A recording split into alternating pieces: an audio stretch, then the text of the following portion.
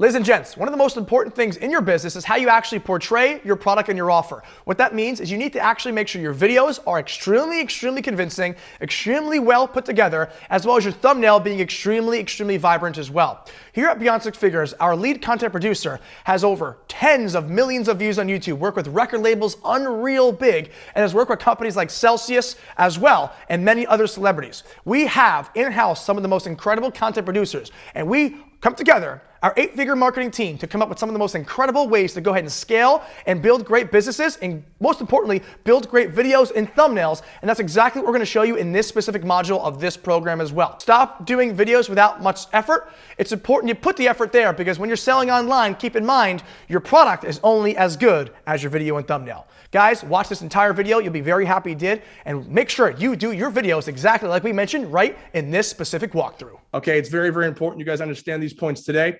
Okay, we're gonna be sharing and showcasing certain angles on how we're gonna be dialing in to create our video process and make it a control, okay, a controlled variable, okay?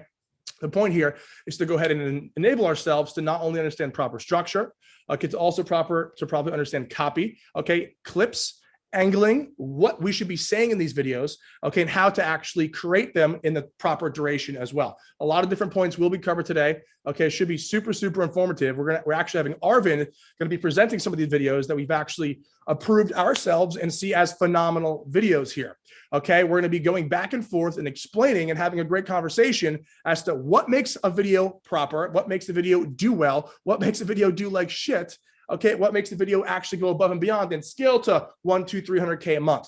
Okay, now, quite frankly, when you find a good product, that's phenomenal. Now it's your time to go ahead and dial in your marketing systems. Okay, without video creation, you will not be massively successful. Without proper video creation skills, I should say, you will not be massively successful. You need to know how to create a good ad, how to create a good video, how to write good copy, how to choose the best clips, and how to order and format them as well. We're gonna be going through 3 videos today, okay, that are approved and have done, and have gotten through our actual approval process, so we can actually really duplicate that as we move forward. So it's gonna be super important today, and I'm really excited to go ahead and do this. So please pay attention. Okay, this is so important, because what's gonna happen here is these are the skills you're gonna take over to create videos for your own products, okay? And what I'm meaning by this is every single product that you find will have this video structure, meaning nothing will be different. Only the angling and the copy and the clips, the structure and the foundation will be the exact same. When you take every system that you have and make that system a control, the only variable will be the product at hand. And that's the goal here, is to really not only systemize, but to compartmentalize the way that we do things, allowing us to have only one main variable being the products. That is how you become successful in e-commerce. And all of us who are doing great numbers would attest to that, because what happens here is during the testing phase, let's say you have a failed product, you're saying, oh shit, that product didn't do well. I wonder if it was my ads, my video, my copy, what was it? When you do things the same for every single product that you have, you begin to go ahead and realize, wow, it really does just rely on my product. Whereas someone who doesn't have systems is not going to be able to actually have that type of thought. They're going to say, oh, it's probably my video. Oh, it's probably my landing page. Oh, it's probably my copy. When you get things perfect and you do so every single time, that's going to diminish the amount of time you have wondering as to why something didn't work or why something did work. Okay. Quite frankly, it's all about creating consistency in your workflow and the way that you do things. What I'm going to go ahead and do is actually pass it over to Arvin now, which would be super awesome. Where he's actually going to be walking us through some of the videos that we handpicked. Arvin and I handpicked these videos today to showcase to you guys as great examples. So I'm going to first talk about like the overall quality and structure of things. So typically for testing product videos, we want a right around a length of 1 minute, right? So we don't want to do too short of a video. We don't want to do too long of a video as well. So too short of a video, we won't be able to create the video viewer lookalikes, which later on will help us in creating much more lookalikes and scaling our products further. So we definitely would want to make sure that we have, the video to be right around 1 minute long. long. That's like the key to Facebook videos as well as Instagram videos as well. So another thing is, this may be very obvious, but sometimes we have to take into consideration what type of content we are using here. We want to make sure whatever content we use is very high quality. So right off the bat, when you're scrolling on Facebook and you see an ad, if it's of poor quality, the user will not have such a great experience with that, and therefore Facebook will not want to rank that specific video. That's why it's important for you to go ahead and use every single content and clip to make sure it's high quality as well. Now, as you may have already heard, we recommend having 3 testimonials per video. Now, keep in mind, there's so many people right now in today's day and age that are looking to market using Facebook, right? So it's super important for us to go ahead and differentiate ourselves, to go ahead and present, 3 different testimonials evenly spaced out throughout the video. And the reason we evenly space them throughout is because it allows our users to go ahead and really retain attention, really watch more of the actual video as compared to someone who doesn't have any testimonials. So that is how we get better CPMs. That is how we get more watch time. That is how we get more click-through rate, because we're having such great social proof on top of the great products, and obviously talking about the beneficial points. Now, with the beneficial points in mind, we want to make sure that we don't talk about the features of the product. And you guys may have heard this before in landing page creation, and this carries throughout all our assets. We don't want to talk about, hey, this product is, this camera has 100 megapixels.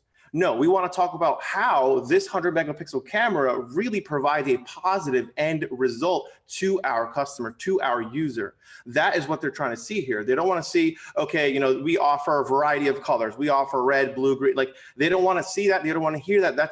That's in typically every product page, every landing page, every brick and mortar. Those types of features are present there. With that being said, let me go down to the exact structure that we do recommend of the video before we head to watch one of the example videos that we're going to show you. So as Justin just mentioned, the first 8 seconds of the video is very, very crucial, right? Because imagine yourself, the goal of scrolling on Facebook is to see how your friends are doing, whether they bought a new dog, whether they have a new house, whether their parents are doing well. You just want to go ahead and kind of really engage with content on Facebook. Now you see an ad, and within the first 8 seconds, you're distracted. You don't want that. So Facebook will not actually target, as a marketer, Facebook will not kind of prefer your video because you're not creating a great user experience for those who are already on Facebook itself. Now, if you are on Facebook and the first 8 seconds are positive, they're informing, they're higher quality, your user experience is obviously increased. It's much better than what you had previously. And then you want to watch the ad more. And because the first 8 seconds hooked you, you want to continue watching the ad. And then you start seeing the testimonials we were talking about, which really it retains your attention. So the first 8 seconds where we really truly want to generate hype. So what does this mean? So this means that when someone reads it, they're like, wow, I want this, or wow, everyone seems to be liking this product. So that's kind of generating hype. What we want to do here is we want to showcase the most appealing portion of the actual product. So not the product just sitting there. Maybe the product moves. Maybe in a realistic situation, it is moving in a certain way that it's kind of really appealing. We want to present that. That should be the first 8 seconds, part of the first 8 seconds. Product should be in use, and it should be the most appealing section of the actual product in use. Now, the second is we introduce our product. So after generating some hype, like everyone is going crazy for this product, or people can't have enough of this product. So that's generating hype. We move to introducing the actual product name with our high perceived product name that we have for our landing pages. So for example, if it's a levitation shoe device, we say Levy Pro, as you'll see in the example shortly. So we want the actual product name to be showcased in the second clip. Now, for the third clip, we truly want to talk about what is the main benefit of the product. How is this product set apart from others in the market, right? So within the that's within the 8 seconds. We want to show our customers, why are we even selling this product? Maybe they have seen this product before. Maybe it's a clothing item, and they must be wondering, hey, I've seen plenty of clothing items. So within the first 8 seconds, now you say why your clothing item is better than the rest. And that is why we have that third clip where we talk about the main product differentiator, as well as, the main beneficial points and how it's actually able to deliver that main point. Now, with that being said, we move on to our testimonial clips. Now, keep in mind, as Justin mentioned, these are not required this is not required, but it's highly recommended to differentiate your video compared to anything else in the market there. Now, of course, there are some products with our product research system, you will be finding that majority of the products that you select and pass through the system will have enough product testimonials, product in-use videos, footage like that. And now you may also be well aware of if we do not have, like we have newer products, we don't have older products, right? We always ask our students, hey, do you have enough product in-use footage? Do you have enough testimonial clips? The reason we ask that is because that really determines your ability to go ahead and create an engaging ad. And if we can't create an engaging ad, which is our forefront of the actual product itself, we will not be able to, have people come to our landing page, eventually buy our product, producing sales, etc. You guys know the rest. So that's why it's very, very important for us to go ahead and have testimonial clips if we can go ahead and source them. So after the generating of hype, the product introduction, and we talk about the main benefit of this product. So these 3 clips should set the marketing angle of your product. So what is the marketing angle specifically? So as Justin mentioned previously as well. So for example, let's say you have a blender, right? Now this blender could be used for, majority, 3 different angles I could tell off the top of my head. One can be moms trying to prepare, meals for their babies. That's one angle. Right? One can be fitness, buffs that really try to grow big by, cooking, putting together protein, oats, bananas, etc. And one can be those who are interested in weight loss. So these are 3 different marketing angles. So within your first 3 clips or first 4 clips of the actual product of video, you need to go ahead and determine what is your true marketing angle for that product. It's very important. With these angles, one way to really captivate people is by factual information. Okay, so when you're incorporating these things inside the actual first 8 seconds, be sure to pick and choose your copy as well. Your copy can correlate to actual statistics and real factual information that will help sell and have people agree to your solution being your product. Statistics are huge because you can't argue with them and they're factual. So don't be afraid to do research and do homework and find actual stats to put in the first few seconds of the video. For example, have you ever been scrolling through Facebook or Instagram mindlessly, and you just see one of those random montage videos that talks about like world hunger, or for example, an endangered species dying, like 6,000 in 30,000, dogs are infected, right? Wow, that captivated you. That statistic captivated you. Therefore, you have a piece of information, you want to dive deeper, and your mind's going to go ahead and watch the rest of the video.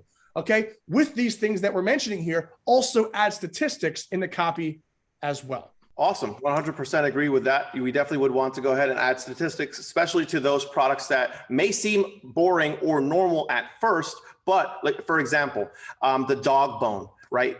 It may seem like, hey, this is a traditional, product. It looks like a plastic piece of toy that every dog should have anyway in their homes. But if we're able to talk about, how statistically they are able to, chew better, take care of the teeth, and, how important, it is to take care of the teeth, the cost it takes to actually replace teeth or do tooth surgery or gum surgery, etc. for dogs, that will really captivate your audience. So that's phenomenal advice by Justin as well. So on top of that, right, let's say we have right back to where we were in generating hype, product introduction, and talking about the main benefits as well as product differentiators, right? Then we move on to talking about our testimonial clips. Now, as we talked about the marketing angle earlier, we have to make sure that our testimonial content not just displays benefits of the product, but it also adds to your marketing angle, right? So now it can't be like, let's say you're selling the blender, for example, and you are targeting those who are interested in weight loss. The testimonial shouldn't be about a mom trying to, blend food for their children. That does not make sense. It doesn't flow well with the video as well. So that's why it's important to make sure that not only your videos are flowing in terms of standard clips and standard captions, but your actual testimonial clips are also adding and strengthening your marketing angle further. So let's say you have 3 testimonial clips, right? Now you may be wondering, how do I prioritize my testimonial clips? And this is a fantastic question. We talk about this in our audits a lot of the time. So number one, I would say determining factor of prioritizing a testimonial clip is, of course, you would want to source high quality testimonial clips regardless. But second, truly would be to showcase the product in use and talk about the beneficial points of the product. So rather than saying, I love this product, it's red. I love this product, is blue or whatnot. That's a very short testimonial clip that is not very value added. What we can talk about is like, hey guys, I just used this product today. It's been week 3, and I've been seeing phenomenal results. Here's my dog, he's enjoying. That type of testimonial clips, it is phenomenal, and you would want to prioritize that towards the front. And now why? So actually, if you look at the average watch time of a Facebook ad creative video is right around 35% to 55%. That means they're seeing right around half of the video before they either continue scrolling or actually click on your video to go to your product page. Now, with that being said, you would want the actual higher quality testimonial clips to be towards the front so they could see that. And maybe after seeing that, they're going to watch more of your video, which not only will help you, build lookalike audiences, but will also, kind of appeal to your customers, and they'll click to your product page. With that being said as well, okay, almost nothing is more important than actual video quality. Okay, video quality is something that is just not negotiable. Okay, you have to have good quality. If it's all fuzzy and it looks like crap, no one's going to watch the whole video. Okay, low quality doesn't sell, high quality sells. Also, Facebook will derank you if it's low quality video. You get 85 CPM if it's low quality. Focus on finding high quality, put in the extra time to go ahead and have a higher quality video.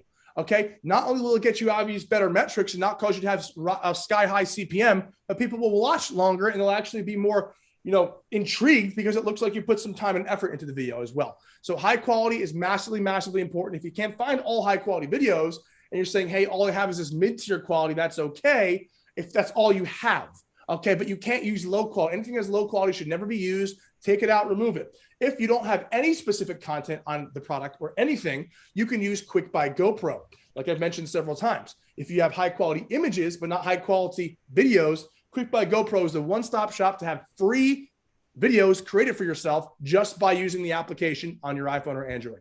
QUIK by GoPro. Only use this in the event that you can't find any content. And so as well, don't feel like you're half-assing it if you're using Quick by GoPro. We've done over 30, 40K in a single day, multiple times, okay, with Quick by GoPro. It works very well, but only should be used if you can't find the real content. Let's go back where we were in terms of our structure. So we were generating hype, we were introducing our product, and now we talk about the main product differentiator as well as the main benefit the product has to offer, which should set your marketing angle. Now, your first testimonial clip, which we talked about, how about prioritizing the testimonial clips?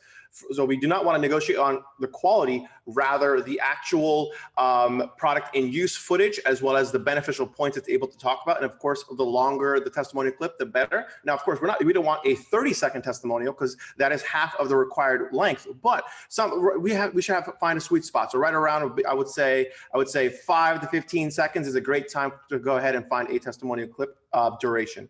After your first testimonial clip is introduced, your customers are like, all right, wow, so this is a cool product. I like this product. They got my attention, but people are also talking about, owning this product. So right off the bat, they're like, wow, people are buying this product, and it's from this ad, it's from this company. So that increases the social proof, and it really, really allows them to continue watching to see what they have to say and what, we have to present in terms of the product benefit points afterwards. So after our first testimonial clip, we talk about the top features of the product, or we dive deeper into the main marketing angle or the main beneficial point. So let's say if you were not able to go ahead and talk about, in the third caption itself, all of the main benefits of the product, with the main benefit, you weren't able to dive deeper. Maybe there's a little bit of science that's required to go ahead and talk about after we mentioned that third testimonial, the third caption. We then introduce our testimonial clip, and then we dive deeper into the science behind why is it really that main benefit? How is it actually able to provide that main benefit? We really want our customers to not only emotionally be compelled, but also to be logically compelled as well. To be able to understand how to use the product, to be able to understand what the product has to do, what it has to do for me. So they're able to go ahead and actually find it much more interesting as compared to a normal video that doesn't have that information. So after the beneficial points, after the top features, comes the second testimonial clip. So you see, we want this evenly spaced out because, of course, as we talked about earlier, it really retains the attention and increases the watch time of our customers, allowing us to create more lookalike audiences, as we spoke about earlier, for our farm system. Now, we introduce our second testimonial clip, and now here you go. You can have another one talking about the main products, the main benefits of the product. Now you may be wondering, hey, can I have 3 different testimonial clips from one person? Now, let's say you'd had no testimonial footage whatsoever. That would be okay because it would be better than not having any testimonial clips at all. But now let's say you had the capability and the capacity to find 3 different customers talking about, the product, obviously high quality videos, product in use, as well as beneficial points. Absolutely. We would then want to go ahead and have the second customer talking about, more benefits of the product, maybe their angle about the product. Now, with that being said, it doesn't just have to be about the product only. It has to be positive things about the product. It should not necessarily go and talk about, it was okay at first, or I didn't like it at first, and then I liked it afterwards. We don't even want to include that. Even if it ends to a positive note, we don't even want to include that it can be negative at all. We have to cut that portions out and only include the positive portions. Absolutely. And one of the biggest things here that I see people say is automatically they'll go into negatives about the niche of the industry, which is fine to a certain perspective. Okay, if you're talking smack on the industry or on the product industry that something doesn't work, keep in mind you're going to automatically be conveying negative thoughts and emotions onto the brand. In the first 8 seconds, you should never be doing these things, okay? You should really be focusing on positivity. You've seen brands, you've seen commercials where it's a black and white screen and someone's mopping a floor, then all of a sudden color comes to the screen and it's a better mop, right? That's because it's a commercial, okay? It's TV, it's different. With this impulse type of advertising, you have to go ahead and really focus yourself on positive attributions of the product. Negativity is rarely the most optimal point to use in an actual impulse advertisement video. Okay, massively, massively important. And regarding the structure, Justin, so we begin with generating the hype. So it's a 1-minute video target. We generate the hype of the product, like everyone's going crazy for this product. You got to check this product out, or this product can do whatever. And then that's first point. Second point, product introduction, where you say introducing, presenting, and then you talk about the product name. And then the third point is where we talk about the main benefit the product has to offer. Why are we truly selling this? What is the main product differentiator? How can this truly be set apart from the others? That point should be talked about in this specific caption, the third clip. Then we introduce our first testimonial clip. That's the 4th clip we have, our first testimonial clip. After that, we dive deeper into the main benefit we were talking about earlier, and like the science behind it, the strategy behind it, the logical reasoning behind it. Then we can jump into our second testimonial clip, right? And of course, we would want this to showcase the product in use and obviously positive words, as Justin mentioned, and most beneficial, experiences that the customers had. Perhaps we would want to prefer to have 2 or 3 different customers talk about the product rather than the same customer, if we're able to have that footage available. Now, after this clip, you may be wondering, hey, what goes next? It's coming towards the end of the video. We're past more than half the video. So we want to talk about how to use this product. So sometimes products maybe have a how-to, like step-by-step instructions. So now you don't want to go ahead and necessarily list the instructions, but you want to make it obvious how easy it is to use, how effortless it is to use. It shouldn't necessarily be, hey, step 1, step 2, step 3, step 4. It should be, hey, in 3, 2, 1, you just simply apply this and boom, you're done. You're able to get that. But again, keep in mind, you have to be careful with this. Specifically for cosmetic types of products, you wouldn't want to say, boom, you got results, or boom, instantaneously you'll change your looks, because that comes off as a claim. Now, we don't want to be tagged for false advertising, and that is important. That's why it's important. I'm going to get back to that point later about how we should format our captions, but it's very, very important for us to go ahead and make sure that we don't actually have any claims throughout our entire videos as well. So after we talk about how-to, installation, or maybe even best practices, so maybe it's easy to install, but maybe there's a specific way that they should be using it, or maybe there's a specific time frame they should be using it, or method that should be explained after our second testimonial clip. Now, after that, we can have a third testimonial clip. And this is when it really gets, it's very good for the video, because you have so many people really kind of hyping up this product. So the third testimonial clip, again, very positive, beneficial points as well. And then lastly, you want a closing clip. Now, this is where I see a lot of the videos actually not able to, kind of come up to this criteria. You guys have third testimonial clip, but then you jump straight to the call to action, which isn't very like a smooth transition. What you want is a closing clip, right? You want to say loved by thousands worldwide, or perfect for dog moms, dog dads, whatever.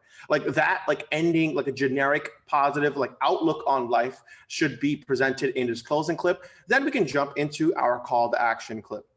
So that actually walks through the entire structure of how our actual, video should be in terms of, the formatting. I also would want to just jump straight into the actual video if, Justin, you don't have anything to add. And after we jump into the video, first what we're going to do is we're going to watch a full video.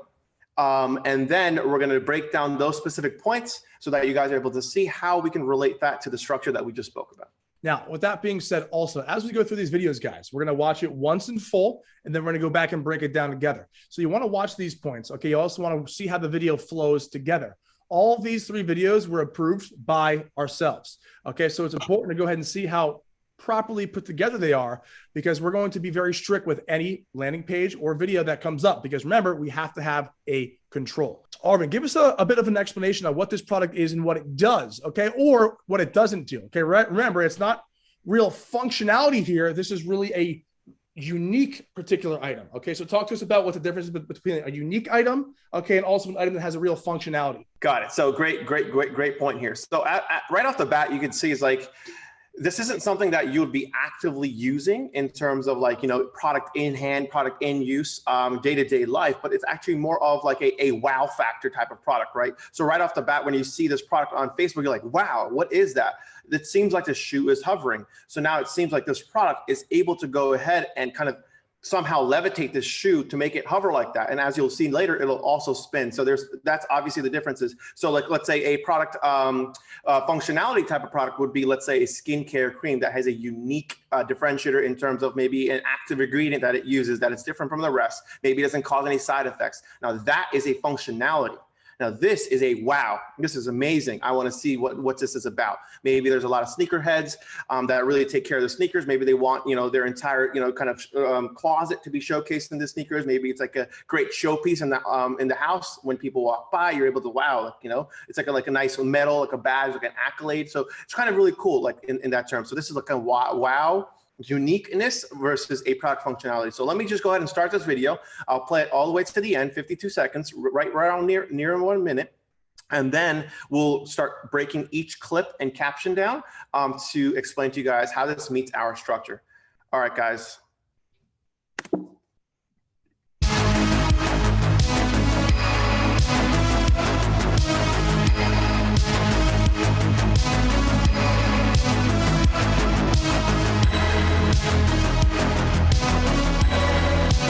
We're looking real good right now. I'm liking this. It took me like 30 seconds to do it. Very convenient.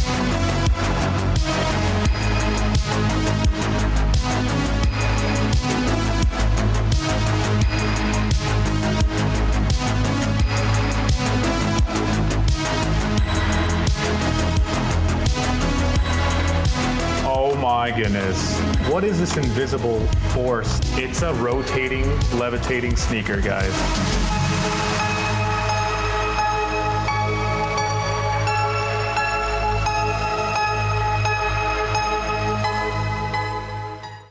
Wow. Very phenomenal put together videos. This specific video, okay, is completely perfected by the system. Okay, now the goal here is to have all of our videos perfected just like this. Okay, the reason that it's so important to be strict on everything you do is for the exact reason I've said several times, is to have that control. Okay, and I really want to go ahead and highlight this more and more and more as we go through, guys. Okay, because when you see a video like this, you see how it differs from other half-assed videos, right? So when we see a video, being posted or whatnot, we're always going to call out to make it look like this at the end of the day. When you make the proper adjustments and use our BSF system, this is how it's going to look. All right, so now let me go ahead and break this down into kind of little clips and kind of relate back to the content that we were talking about, the structure that we were talking about earlier. So right off the bat, you see the shoes were spinning. And it was the stand was stationary. So you're in your mind like, wow, what is this? I've never seen this before, right? So you're talking to yourself like, wow, this is amazing. So this is the product in use and the most appealing portion of the product. It's able to spin. It's able to hover. Now, imagine we had no shoes attached to that product. It's still in a realistic situation, but it's not in use. So it's not very appealing anymore. And that's why it's important for us to go ahead and have that appealing product in use clip to begin with. Now, as you can see, we're generating hype. It says everyone is going crazy for this innovative way to showcase sneakers. That's like Okay, really? Like everyone, you're generating hype. Wow, a lot of people are liking this. People really want this. So as humans, we tend to want what others want as well. So that's one of the psychological factors as to why this really works. Let's move on to the next clip. Now, as we talked about right after we generate hype, we talk about the actual product introduction. Now we say introducing the Levy Hero. So first and foremost, you can see it says Levy Hero, which Levy may stand for levitation, which in this case it does, and hero, just, a nice premium buzzword to add on top of that. So this is another, kind of reasoning as to why we want to have a very high perceived value name, because now your brand stands out. It's not a shoe holder. It's not what people could sell. Anyone can sell. Like, hey, we're selling a shoe holder. No, hey guys, I saw an ad for Levy Hero. Now it becomes your product. It becomes your brand. And that's why it's so important to make sure we do have high perceived value names. So Levy Hero, but then as you can see, it's the levitating sneaker display. It's got a little brief description about exactly what it is as well. Okay, one of the main points here, okay, is that there's a white labeled name associated with this as well. Start having more white labeled names in every single product that you have. Every single product should have a white labeled name. This is your turn to make the product yours, make it your brands, and to be creative, and to also give them a unique and corny way to go ahead and see what the product does. Okay, this is important because it increases the perceived value of the product rather than just saying shoe levitator, right? Give it a white labeled name. Okay, this is your kryptonite for developing your brand. Okay, massively important. And as Arvin stated, the first 8 seconds here are massively captivating. Also, don't be afraid to or have your video creator actually form the music around the movement of the clips. Okay, the same reason that music videos are on beats is because they want people to watch the whole thing and vibe with it and enjoy the video. Okay, you're putting on a show here. It's not just an ad, it's a show. Okay, you need to make sure the show is enjoyable. The show is nice to watch. It's going to make me want to watch the whole thing. So keep in mind, every single second here, there's a reason why we're doing these things. It's to lead on to have them watch the next second and the next second and the next second. That's why it's so important to keep all of these things in mind to get them to the end of the video. The goal is to have a long watch duration. Okay, let's keep going. Absolutely. And to add to that, I don't know if you guys saw the latest statistic, even us as human beings are starting to have attention spans of, goldfish. And, that's because everyone in this new age is just so used to the social media, or used to fast moving posts and feeds and stories and reels, that you really want to make sure that our videos stand out to stop that, capture the attention, and eventually end into, a very long-term happy customer. So let's move on to the next portion.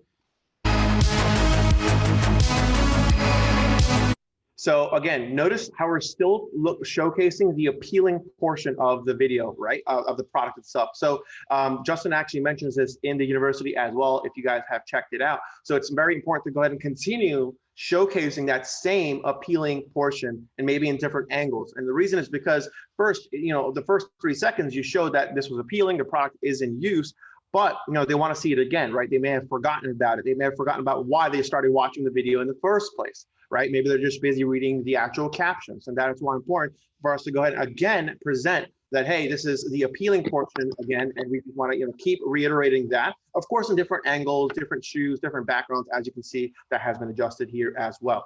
So it says the display uses levitation technology to suspend sneakers in mid-air. So now it's just talking about what it is, right? So like we're simply saying that, hey, this is a display. So it's used for display. It's not like something that you could use or play with. Now it uses that technology. There's a certain technology, there's certain science associated with it, and it's used to suspend sneakers in midair. So you are now logically compelling your entire customers exactly as what it's doing, and how it's able to do it in this clip as well. And one of the main things here, guys, I'm going to go ahead and touch on product research a little bit. This is a damn unique item. Okay, we're not looking for watermelon, cucumber, carrot slicers to go ahead and put on our salads. Okay, this is damn unique. Okay, and this is the type of product that we should be marketing. Okay, you see this stuff right here, guys. This is what's going to get you to the next level. Okay, is having an eye for uniqueness and items that pass the product index just like this particularly would. Okay, this is something that's very, very cool. Okay, and as you see with our other items as well, they all share the same kind of aura in terms of uniqueness and being able to pass that product research criteria as well. All right, and then we.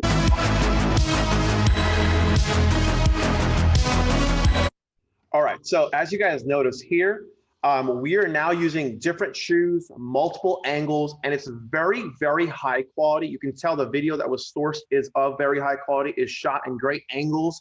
It continues to capture, it's almost as if this is a custom video that we've shot ourselves. That's how high quality of a video this is. And that's why it's going to be performing very well as well. Because not only the fact that Justin mentioned that this is a very wow type of product or unique type of product, it is also being showcased in the best video. Now imagine if you just had an image ad for this video. Now it may not perform as well as this because now it's not able to be showcasing multiple angles and shoes and kind of like the experience of watching a product like this. So now we talk about, it says features levitating 360 rotation to show off every inch of your shoe. So now again, we're diving deeper into the actual, kind of science behind why is it working.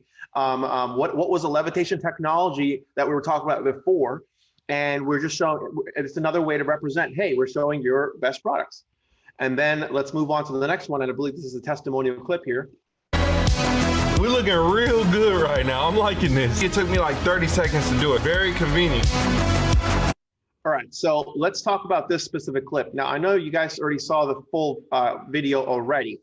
And comparing the two testimonial clips here, this one seems to have a wow factor, even in the testimonial clip. It's like he's loud, he's clear. He knows what he's talking about. He speaks very fast. You really want to hear what he has to say. It's very, and then the other guy that you're going to see after this is more of, all right, well, now the product is introduced to you guys. Let me talk about what it does, how it is. He's going to go a little more in depth. So notice how we prioritize all the wow and all the kind of like generating hype as well as the product benefits, which he talks about. It only took me 30 seconds to set up. It's very convenient towards the front of the video. 30 seconds to do it. Very convenient. What's up? I want to bring up one more thing. So notice, guys, aside from what Arvin said as well, 30 seconds showcasing the timeliness to get this set up is huge. You'd be surprised at how many products I have sold more of because I've changed the video to showcase a quicker installation or talk about how quick it is to build. Okay, that's one of the most important parts. People are lazy. We're lazy. Well, we're not, because we're actually working our asses off to create to create actual videos like this and to actually launch things like this. But the average public is lazy. Okay, and they're gonna want things that are super easy to build, super easy to create. So don't make it this whole extensive ass long explanation to showcase how it's built. That's just going to deter your buyers. You need to make it showcased as a simple execution, especially if it really is. Like, this is super easy to set up. You need to get that point across. Very, very important. Let's start it back from like that last little portion of the clip. We're looking real good right now. I'm liking this. It took me like 30 seconds to do it. Very convenient. All right, so that's the same point as Justin mentioned again, that we are talking about the time frames in which someone can achieve a result, and that's important. Now that's important, which is great in our testimonial clip, but keep in mind it should not be phrased in a way where it comes off as a claim. So it's a sweet spot here. We do want to include that, but it cannot be coming off as a claim, like achieve natural skin in 30 days. Like, that is a claim versus apply for 10 minutes a day for, 45 days, something like that is more of a softer claim versus something like, hey, achieve these results, these drastic results in this time frame. It comes off as a claim. So it's important to make sure that we're in a sweet spot of both. Now, as we dive deeper, you can see in this clip here, we're talking about what this product actually has to offer. Right now, we did talk about the main, portion of this product. Now, keep in mind, this is a wow factor product, a unique product. So it's obviously not going to be much more difficult to talk about the product functionalities here. But in this case, the main features of the actual product and the way it's set apart from others in the market, it's a normal display. It features levitation technology. But here's another top benefit that this product has to offer. It has 16 eye-popping LEDs and 4 light modes for a custom vibe. So for example, let's say if this didn't have lights at all, right? And it's just a normal shoe case stand. you wouldn't find it much more appealing, right? Now, it's not the main benefit of the product. The main benefit of the product, it's able to levitate and rotate. But it is another top benefit. And as I told you guys earlier, after the first testimonial clip, we talk about the top benefit of the product, the top features of the product, or dive deeper, which we did right here. Now let's move on to the next one.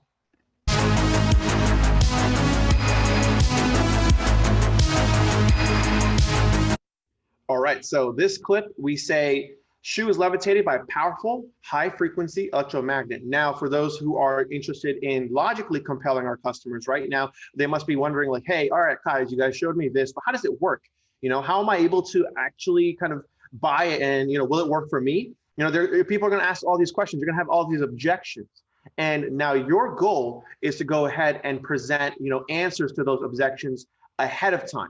And that's why it says she was levitated by a powerful, high-frequency electromagnet. So you're probably like, oh, magnet? All right, cool. I know how to put a magnet on. Maybe it's a magnet that comes with the actual product. And now you're telling yourself, okay, that makes sense. One of the main things you guys are going to see right now as well is how it went from street shoes, right? Street shoes, Jordans, all that cool stuff. It's about to go into dress shoes and also paint the point of retailers being able to buy as well. This opens up your market massively and allows you to go ahead and hit a different spectrum in the same marketing angle. This is huge, okay? Don't just convey it to one pool of people if you could at the same time convey it to another without changing the whole scope of the video. Okay, this is huge. Street shoes at first, Jordans and awesome, cool shoes. Then we're going into dress shoes and retail buyers who tend to like to buy in bulk. Okay, keep that in mind. If you could hit that angle of going into retail or changing the overall population of who you're hitting with the ad and who it's meant for, while still keeping the concept the same, you're doing yourself a massive favor and basically keeping the video the same, but just increasing the pool of people who might want to buy from you. Huge, huge, huge point. Watch how it's done here and model this in your specific videos as well. Yeah, strong point. I noticed that when we first time we watched the entire video, it talks about not only just, let's say a person who's interested in shoes and like high quality shoes at home, but also a retail buyer. So it's actually expanding to a big market here.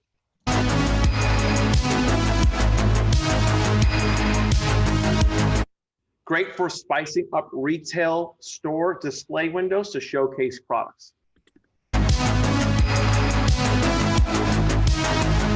And here, yet again, is another aspect of this product. Takes the marketing content of your sneaker resales to the next level.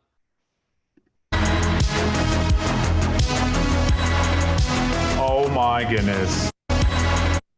And it says, keep prized sneakers free from hands and admired as they should be.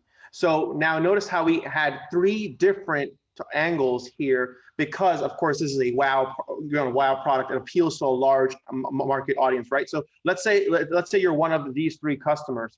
You're going to continue to watch this product video anyway, because you already have in your mind why you're going to use this product, right? It's very obvious what this product is used for. It's a display. Now that's why, and it's at the end of the video where we mentioned, how this appeals to different target audiences. Now that confirms in your mind, all right, cool, perfect. I could definitely use it for, what I want to go ahead and use this product for in my specific case. And then now you see right before, after we mentioned, and dove deeper into the actual main benefits of the product, we also talk about the main marketing angles, which we talked here. And then we dive deeper into the testimonial clips as well. Oh my goodness. What is this invisible force? It's a rotating, levitating sneaker, guys.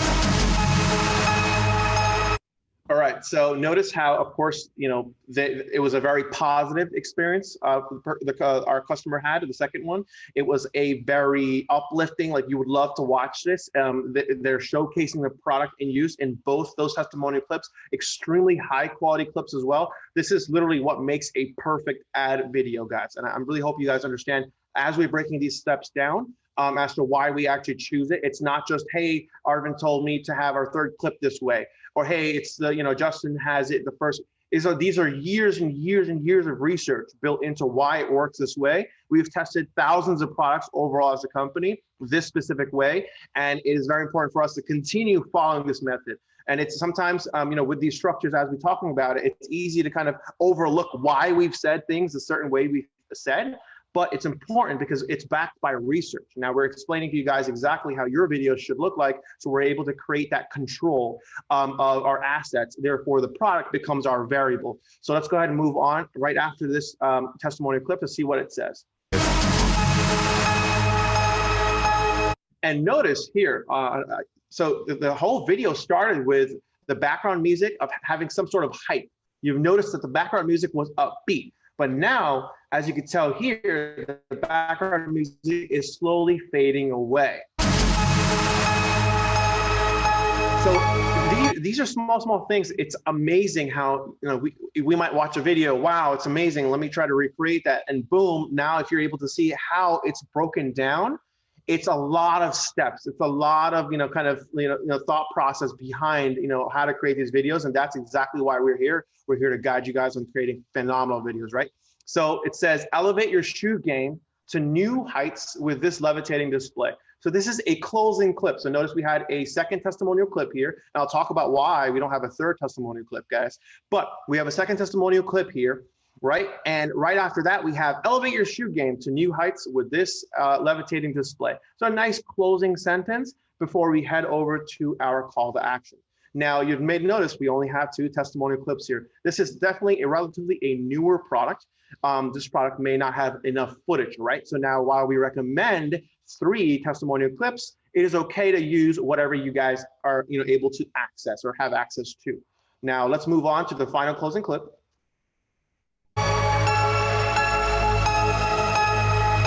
So now this is called a call to action clip, which means we're just literally calling them to make an action. We want them to go ahead and click shop now. The whole goal of this video was for them to go ahead and click shop now. So we present an appealing product, make sure that they watch, and then they have the actual call to action clip. One of the biggest things, ladies and gents, that I see that is my pet peeve that's going to diminish the perceived value and also mitigate people from actually clicking shop now is an ugly logo at the end on a white screen and some word art text that says click shop now.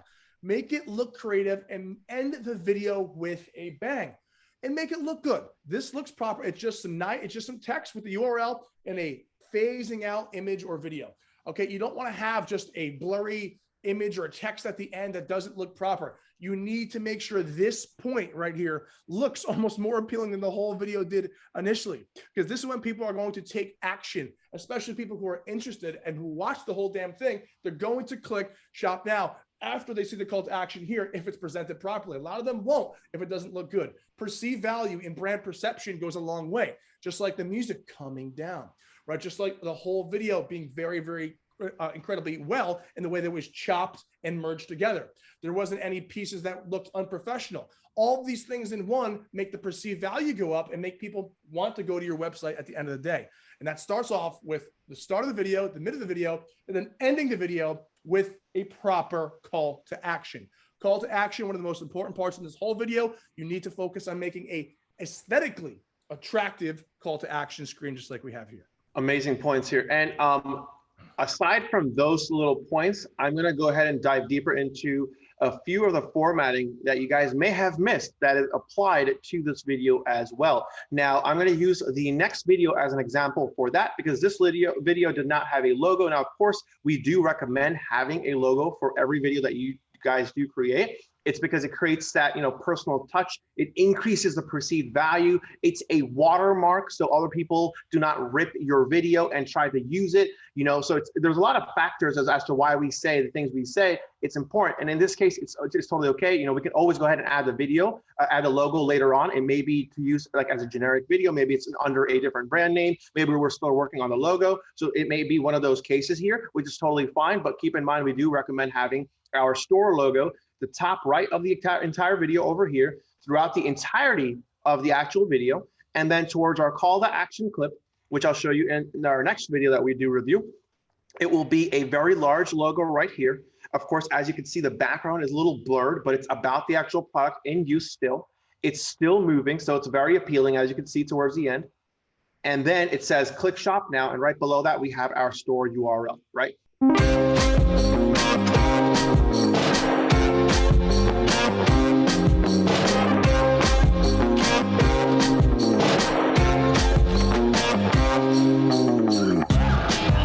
Look, it's moving. It's weird because the camera's not even on. I mean, that camera's on, so like. This is a really neat thing to do, even if you're cooking, have like a little cooking show on YouTube.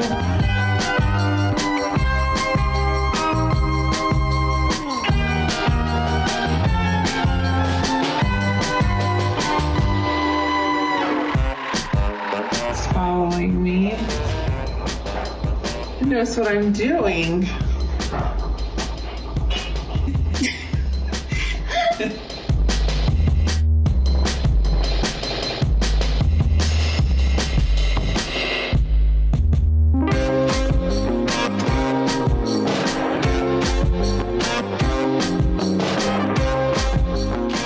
All right, guys, this is another fantastically built video. As you can see, this is a relatively new product, and these testimonial clips are very, very appealing as well. Let me go ahead and break these very quickly down for you as well, like we did previously.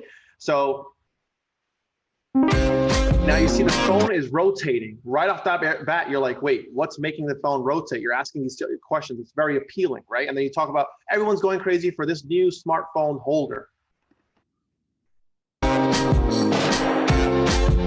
And then you introduce the actual product with its name, intelligent smartphone holder here.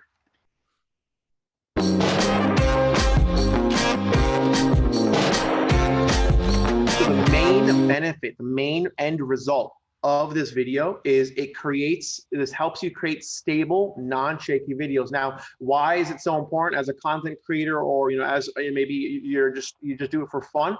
It's like you can't really hold the actual phone and kind of cook at the same time. It creates for a shaky video. So the end result is it creates very stable and non-shaky videos. And then we'll dive deeper as to how it's able to do that.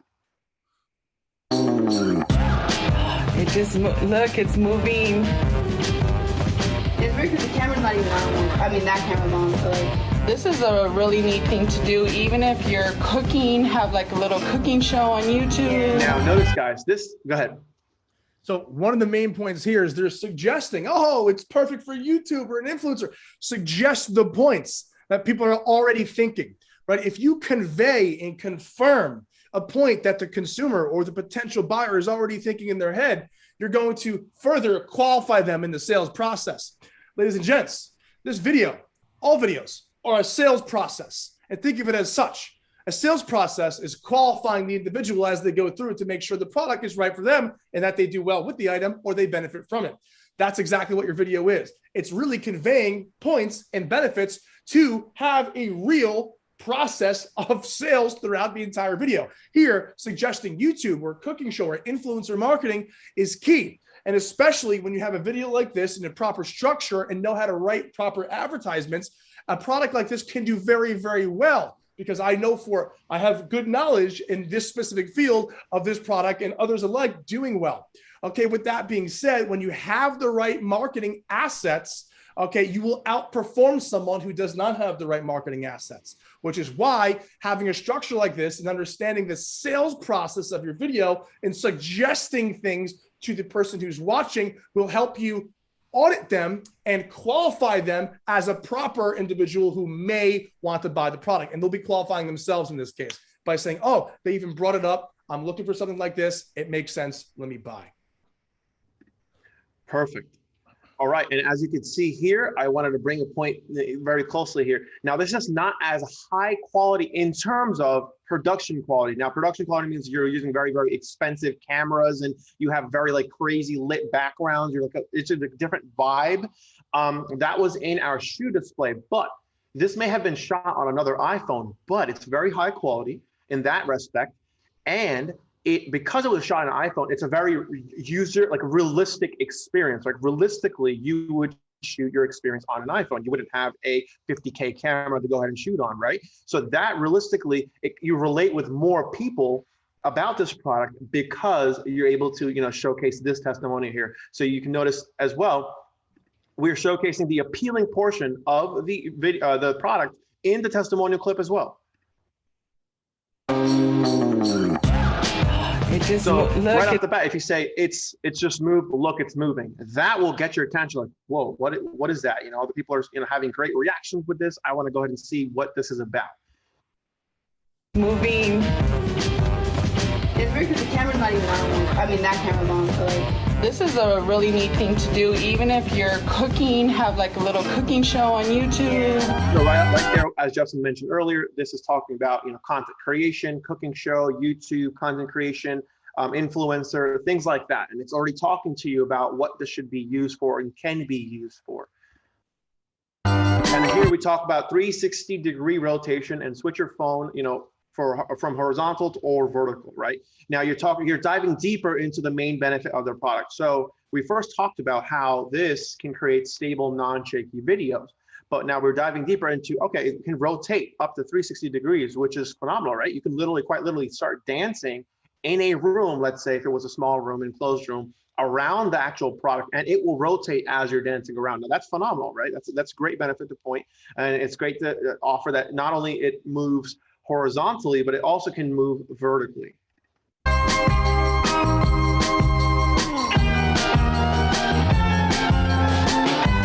Now here, notice this. So we now everyone understood the product, right? You've already talked about the main beneficial points. Now think about this, create pro level. So we're using very, kind of higher perceived value type of text, vocabulary that allows our users to, hey, wow, I'm going to be a pro. Now you're boosting their emotional levels. Literally, you're saying, hey, wow, you can create pro level videos from this little product. You already talked about what it does, but now you're asking them, now you're showcasing them, hey guys, this is what it can do. You can create time lapses, for example. So now you're giving them examples of what you can create, the type of content you're able to create because of this. And I really like this clip here, guys. So notice how it's actually like an intelligent way of showcasing how this works, right? Now, of course, if content like that is available for you guys, you definitely would want to use it. Now, I do see a lot of the vacuumers that were sold in the past 2 years, the facial vacuumers for the pores, also as well as like the other shaving type of products. They have a lot of these animation type of videos. This is like an animation type of video. Now, of course, you'd have to be careful with that as to avoid any close-ups, but in this case, we're totally fine. We're showcasing how it has intelligent, kind of focusing, follow modes that you're able to showcase how it actually works in a camera perspective. It's following me. And here we jump, after talking about, diving deeper of the main benefits, we jump into another testimonial clip. Now, again, it may be that we don't have many testimonial clips for this product, but we're still able to manipulate what we have and still create a high quality version of it that looks very realistic and very, relatable, right? So you'll see that it's shot in portrait mode, but the editors went ahead and created a blur effect, which you guys are very used to seeing when you watch all these viral videos or all these compilation videos on, everyone loves to laugh, all the YouTube videos you see. This is a very, very familiar. So by creating this, you are not losing on any specific content, quality or what say. And as you can see here, Notice what I'm doing.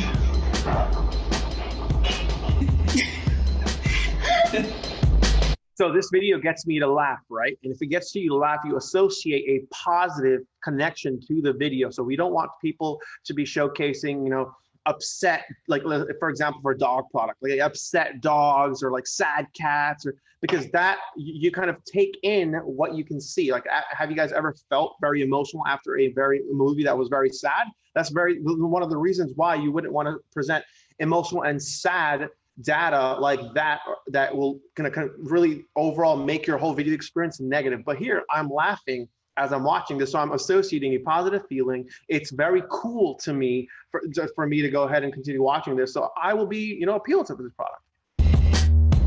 Here you go. Another marketing angle, as Justin spoke about with the previous product. Here again, we say go hands-free on your next Zoom meeting, Netflix binge, or vlog. Fantastic.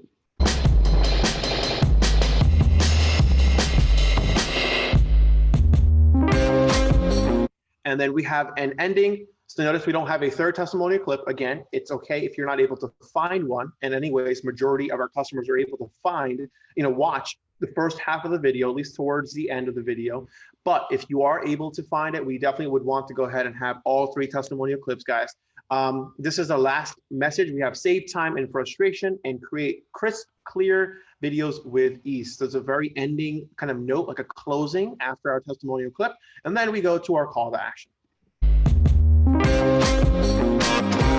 Now notice our store logo jumped from the top right to the center and large to reiterate what our brand is about, what our brand means, allows us to understand, hey, this is a branded product. This is a product that Trendium only sells. It says click shop now, like beautifully as we saw in the previous video, and then it says your store URL. So people may be asking, hey, why do we put our store URL? It just reminds you, right? Like right now you're familiar with what Amazon.com is or what Netflix.com is, right? But now we are not very established brands yet. But we want to remind people that, hey, I've seen that name somewhere. So have you ever, guys, actually that happens to me all the time, and I'm a marketer, so it's kind of weird because it gets me too, because at the end of the day, we're all humans, right? So have you ever, guys, like been hungry and you see, you're driving on the road and you see a billboard and it just says a random Taco Bell or like another food spot, and you're just like, that's weird. It doesn't have anything about it. It just has Taco Bell there, like, but I'm like, I'm hungry. And yeah, I could kind of use Taco Bell. And then you go back down that thought process, and then you're like, all right, well, I got to get Taco Bell today. And then there you go, you want Taco Bell all of a sudden. That's exactly what marketing and advertising is all about. Really trying to create your brand recognition, your brand presence. So eventually people remember you, of who you are, how your logo looks, and how your store URL looks. And that's why it's important to personalize your videos as well. So let's go ahead and end this video.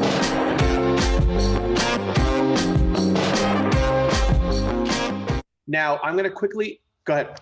So notice, guys, also with the call to action, okay, it's not just a blank screen, okay, behind it is moving video. It's almost as if the user is continuing to watch it and stare at Shop Now. Okay, you want them to see Shop Now because familiarity, okay, will breed trust and will breed them to actually click the damn Shop Now button quicker and more frequently.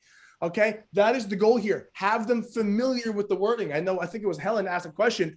Can we make it click buy now, click the button below, make it say click shop now. You want the call to action to be the same exact words that are on the actual button on your ad. Okay, familiarity is huge here. Okay, and that's why people shop at the same places, because there's trust associated. When you go ahead and showcase things beforehand and they see something, that's just exactly why people showcase the product being used, because they're getting themselves familiar with it. When they actually go ahead and use it, they're going to be more familiar, more comfortable. They're going to trust that it will work properly. Okay, it's all about familiarity, which is why you should always have the CTA, the wording, the same as the button, okay, on your advertisement. Never different. You don't say click below to shop. You say click shop now, always the same as your button 100% of the time. Perfect. And I wanted to walk you guys through very quickly before we move to the next one, a few formatting, settings that you guys probably seen but are not maybe familiar with. So number one, obviously, we start with high quality videos, of course, throughout your entire video, and then you see your store logo is on the top right. It's very evenly placed, as you can see here, and on the right side, it's very evenly placed throughout. It's visible, but it's not covering the entire screen. So we wouldn't want this very tiny, because then it defeats the whole purpose. You're not able to see what the logo is about. So it should be large enough to see, but not overlapping enough, to our actual video footage here. Now we move forward. And as you can see here, you see everyone's going crazy for this. Now you see this kind of format for the captions, for example, for those who are looking to create their own videos, or maybe even outsource it to, whoever you guys are using to outsource.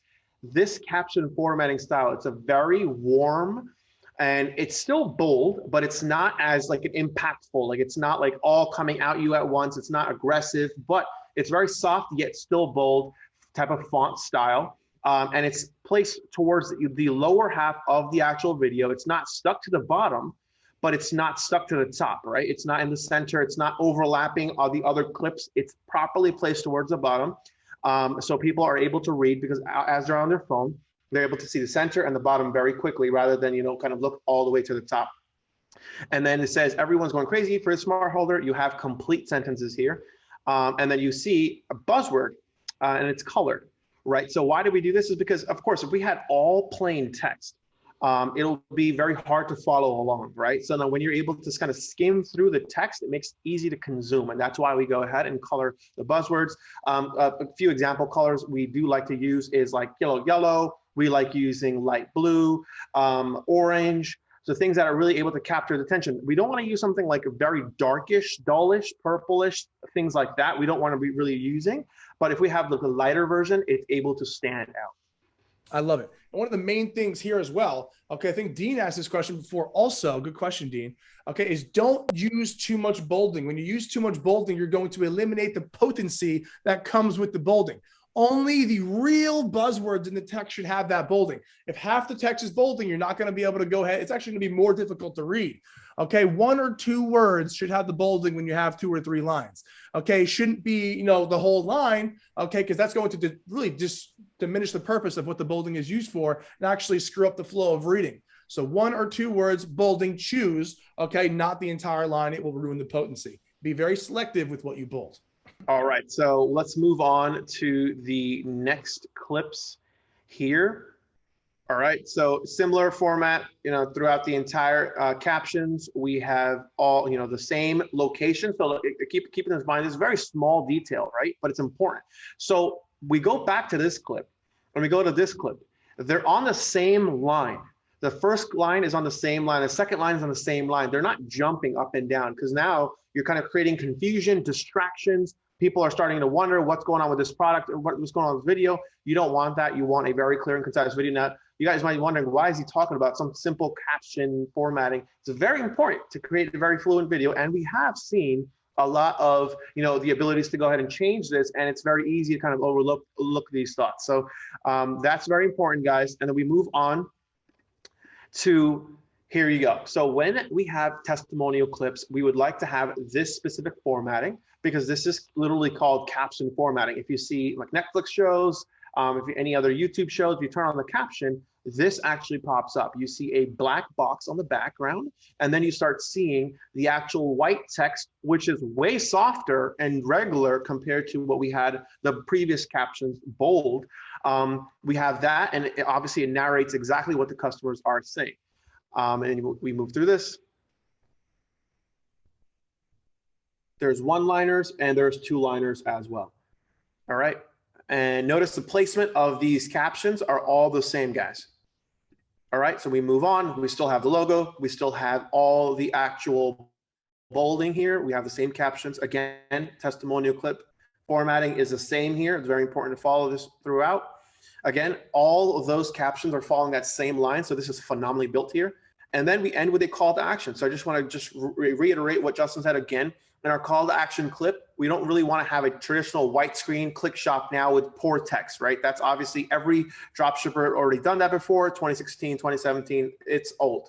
What we want to do is create a very high perceived value video. And in order to do so, you can see that we have some sort of the product moving in the background. There's a blur effect applied to that. We have our logo very large in center. And towards the top, we have a very clear call to action towards the center, because that's where our eyes will lie first. So as soon as we move there, our eyes lie there, click shop now. So, and then right below that, we have our kind of, you know, brand perception here. And we say, hey, transhuman.com, our actual store URL. So these are very, very important points, guys. I know it could be like easily, you know, misunderstood or overlooked, but it's very important to notice why it's created the way it is created as well.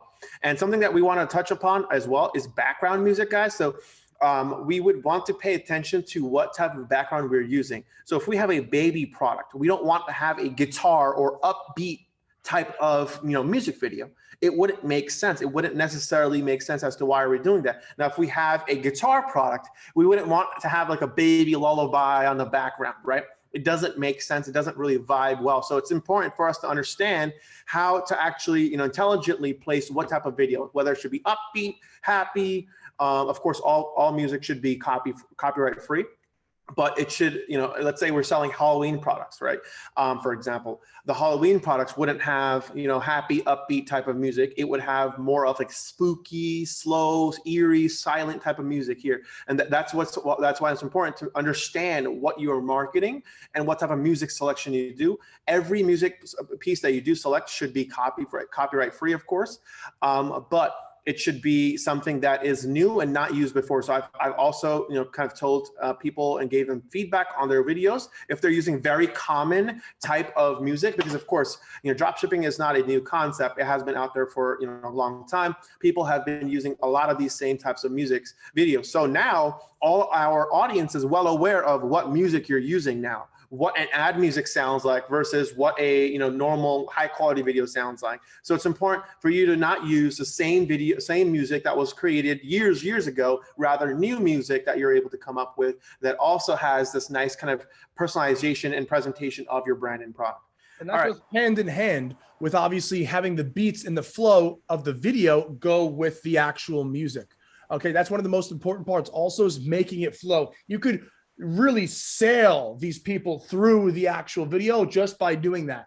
Okay, when people vibe and it's flowy and it's enjoyable to watch, people who watch the whole thing. Don't underestimate the power of syncing the music with the actual video clips. And if you have a video team or you're doing it yourself, that should be a big concern, because that will help you dramatically get people to the end. All right, so we have this cooling blanket video here.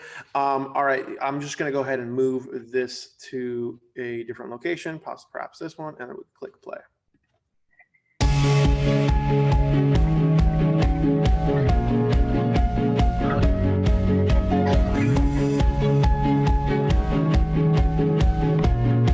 This side is like the silky side, so it's the cooling side. I use the t-shirt side, which is the heating side. So small, so it's so easy to like take with me. It would be so good for camping.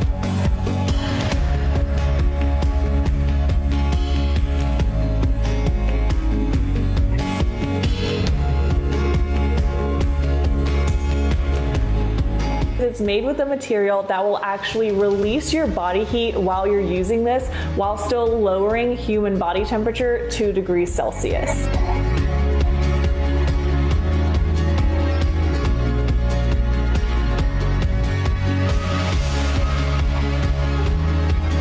I started using this because we started experiencing heat waves here and we don't have AC. It started getting really hot. If you're looking to stay cooler while you sleep, I highly recommend you check this out.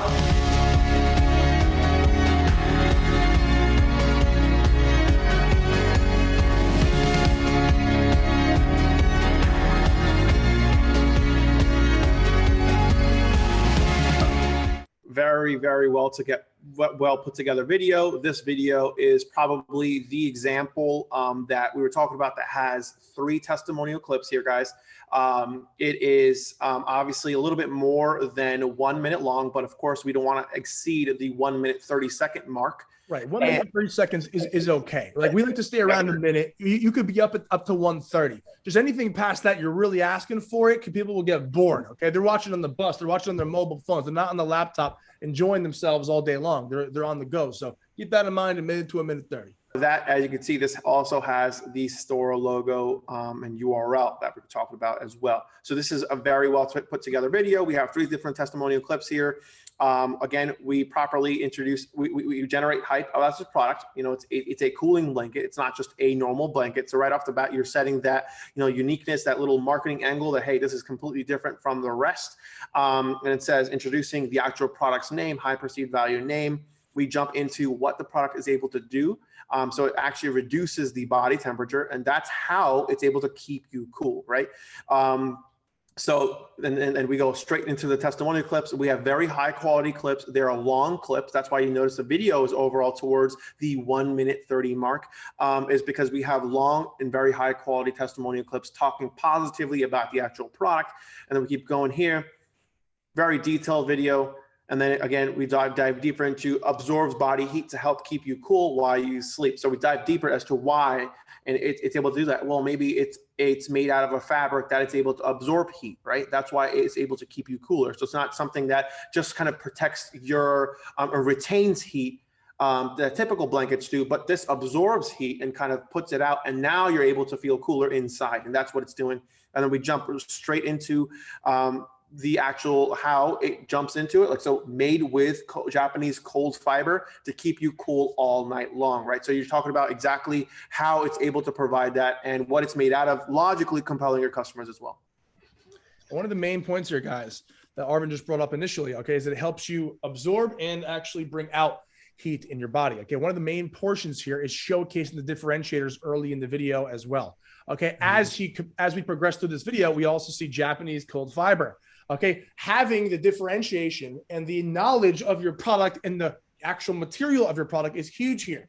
People want to see what it's made of and how it works. Okay, you need to be the most knowledgeable person in the room about your product. Okay, you need to be able to talk like this about your product. You need to be able to showcase things like this about your product. And if you're struggling to find differentiators or things like this for your item, that might be a good flag to say, maybe I should focus on something with a bit more differentiation, a bit more, marketing angling capabilities, okay? Because your marketing angling capabilities is your ability to literally process and validate who this item is for. And when you're walking them through all the actual differentiations and what the product is actually made of, you're going to be further selling the item and say, hey, wow, they're actually very well informed. It's not just a random product, and they actually know what they're selling. And it actually seems quite useful. Okay. Sharing these minute details is what they want to hear. It won't bore them. They want to hear these things. Okay. The people who are most informed on the item should be yourself. And you need to convey that to people because it's not automatically assumed. So many of us, okay, so many people I see outside of the program actually, okay, would like to go ahead and assume that people automatically know these things about their product. And that couldn't be further from the truth. Don't assume. Build a very, very consistent and ladder-like approach to help the person climb to the top and hit the purchase button. Okay, they're not going to climb to the top of the sales process, okay, if they're not actually moving through and being fed this information. Don't assume, showcase what your product does, the differentiation, and different materials. Materials is one of the biggest things for anything that is made of something. You need to share what it's made of. And then overall, I guess we've just kind of explained, what this product does in terms of generating hype, introducing the product, what it does, and how it's able to keep ourselves cool. We jump into the actual first testimonial clip, guys, and then we move into exactly, diving deeper as to how it's able to deliver the end benefit. As we're talking about the other top features. We remind differentiator, right? How is this differentiated from any blanket out in the market, right? So it's saying made with Japanese cold fiber. So that's, first of all, that sounds very higher perceived, right? You're like, okay, Japanese cold fiber, it must be, much different than what we're sold in the United States, right? So in that case, you're saying, all right, cool. That's a differentiator, and that's what really keeps you cool all night long. I'm interested in this product. And then it says, say goodbye to hot, restless, and summer nights. Now, a lot of you guys also have asked, Arvin, are we only using positive statements? Yes, of course. We only want to have positive statements, but sometimes it is okay to go ahead and convert that same benefit point into a pain point, but that pain point should also be phrased in a way where it can kind of positively be associated, right? So similar to what we do in our ad copy, second sentence of the first line, we say goodbye to the main problem, right? So they remind yourself, hey guys, you're watching a cool video, right? It's cool, it absorbs heat. Now, this is another point where they can go ahead and relate with the product. Say goodbye to hot, restless summer nights. Oh, I do remember, being very hot in the summer. You just reminded them of their pain point. So positively referencing or neutrally referencing your pain points is okay. Of course, it should not be repeated throughout your entire video. It should only be more towards the beneficial points, but it's okay to totally go ahead and include say goodbye to this hot, restless night, summer type of actual caption, because it reminds our customers again, hey, why are we really buying this product? Now let's move on. Again, we jump into the second testimonial clip, another high, perceived value clip. It has a product package. Now, again, guys, of course, we do want to showcase, product in uses, but something crazy about product being packaged, right? When the product is packaged, our customers are able to imagine being shipped that product. They can imagine, hey, this product comes like that. It comes in that bundle. It's a real thing. If I were to click shop now, it will actually come to me in this manner. They associate that this brand is legit. And that's why it's important because you see this person, this lady here is using the product in the actual form that you would possibly receive it in a box, right? But she's still showcasing what it is. It's the actual blanket itself. And, you know, she's showcasing in her hand as she speaks throughout, right? So that's the second testimonial clip. And again, a very long one, very clean caption formatting. We jump into other aspects of this product. So it has a moisture wicking fabric, eliminates sticky feeling while, you know, keeping them asleep. So not only does it provide cooling and remove the heat, but it also avoids the sticky feeling, which is another aspect of a differentiator of this product. And one of the main things here, and this actually goes toward Dan's point as well, is remember, bringing up negativity or being negative, like you said, Dan, in the chat, right? It's never going to sell more than positivity. Okay. But like you did here, we say moisture wicking fabric eliminates sticky feeling while asleep. Present a solution, and then you can put the negative that's going to be blocked off because of the solution. Be very careful how you go ahead and present negativity, Dan, because that's going to go ahead and really convey that into your actual video. Okay. This is a great way to go ahead and explain and cross down and block the negative point of being sticky at night, right? Obviously, bringing up negativity is not the best thing we want to do, but we present solution to a negative problem after positivity, and then showcasing what the negative portion of it was after as well. And also bringing these points up with the solution first is going to further qualify the individual. Oh, I hate that sticky feeling when I sleep. This might be perfect, right? Further qualifying and bringing up differentiators and bringing up actual angles like this is key for helping qualify your people through the sales process. 100%. So again, moisture wicking fabric eliminates sticky feeling while asleep, right? So just reminding them again and qualifying them again about the actual product, you know, about your problems, basically. We move on, and then you start seeing cool. But and now notice this, right? So like it's not just showcasing the product, you know, kind of, you know, put together in a actual couch. It's in hand. It's showcasing how we're actually not, you know, she's holding it. There are some sort of texture. There's movement associated with it, right? So it's not just see the person's feeling it, she's wearing it. It's different types of angles of the product itself, right? So it's not just to go ahead and say, all right, you know, let's kind of pan through the actual product in a couch, but it's also to say that, hey guys, this is also in use. Right? This is in use. It's being shown by human hands, and it's kind of relatable in that way. So she's touching the actual product here, as you can see. And again, you'll notice there's a different color as well. So it's not, again, reminding their customers, all right, there's only one color, or, you know, there's only, it's okay if you offer one color, but it's showing a different version or a different variant of that product itself. So it's not a boring video overall. We don't want to bore our customers, which is bore our visitors, of course, in our videos. So the coolest blanket you will use, and we jump straight into our third testimonial clip, and it is a very long clip. She talks about the problem she was facing and how this product was able to solve that problem. It's very positive. She's very happy, very high quality video, very clear, crisp.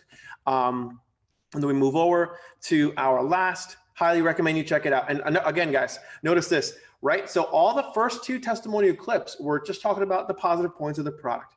Now, there is a closing testimonial clip, which is this one. It says, I highly recommend you check it out. So people say they recommend this product. If you ever read a product review on Amazon, right? They write about their experience, maybe before, after, during, right? And then they talk about, I highly recommend this product. So that's the ending of a review. Always an ending of or people talk about, overall, I really like this product. Overall, this product looks very good. I highly recommend to my friends and family. That is an ending type of testimonial clip. Now, would you want to put a testimonial clip that has ending notations in it towards the front? No, absolutely not. And that is why, you know, it's important to also look through what content you have available, properly space them throughout your actual video. And then we move back to achieve a cool, dry, peaceful, and refreshing night's sleep at last.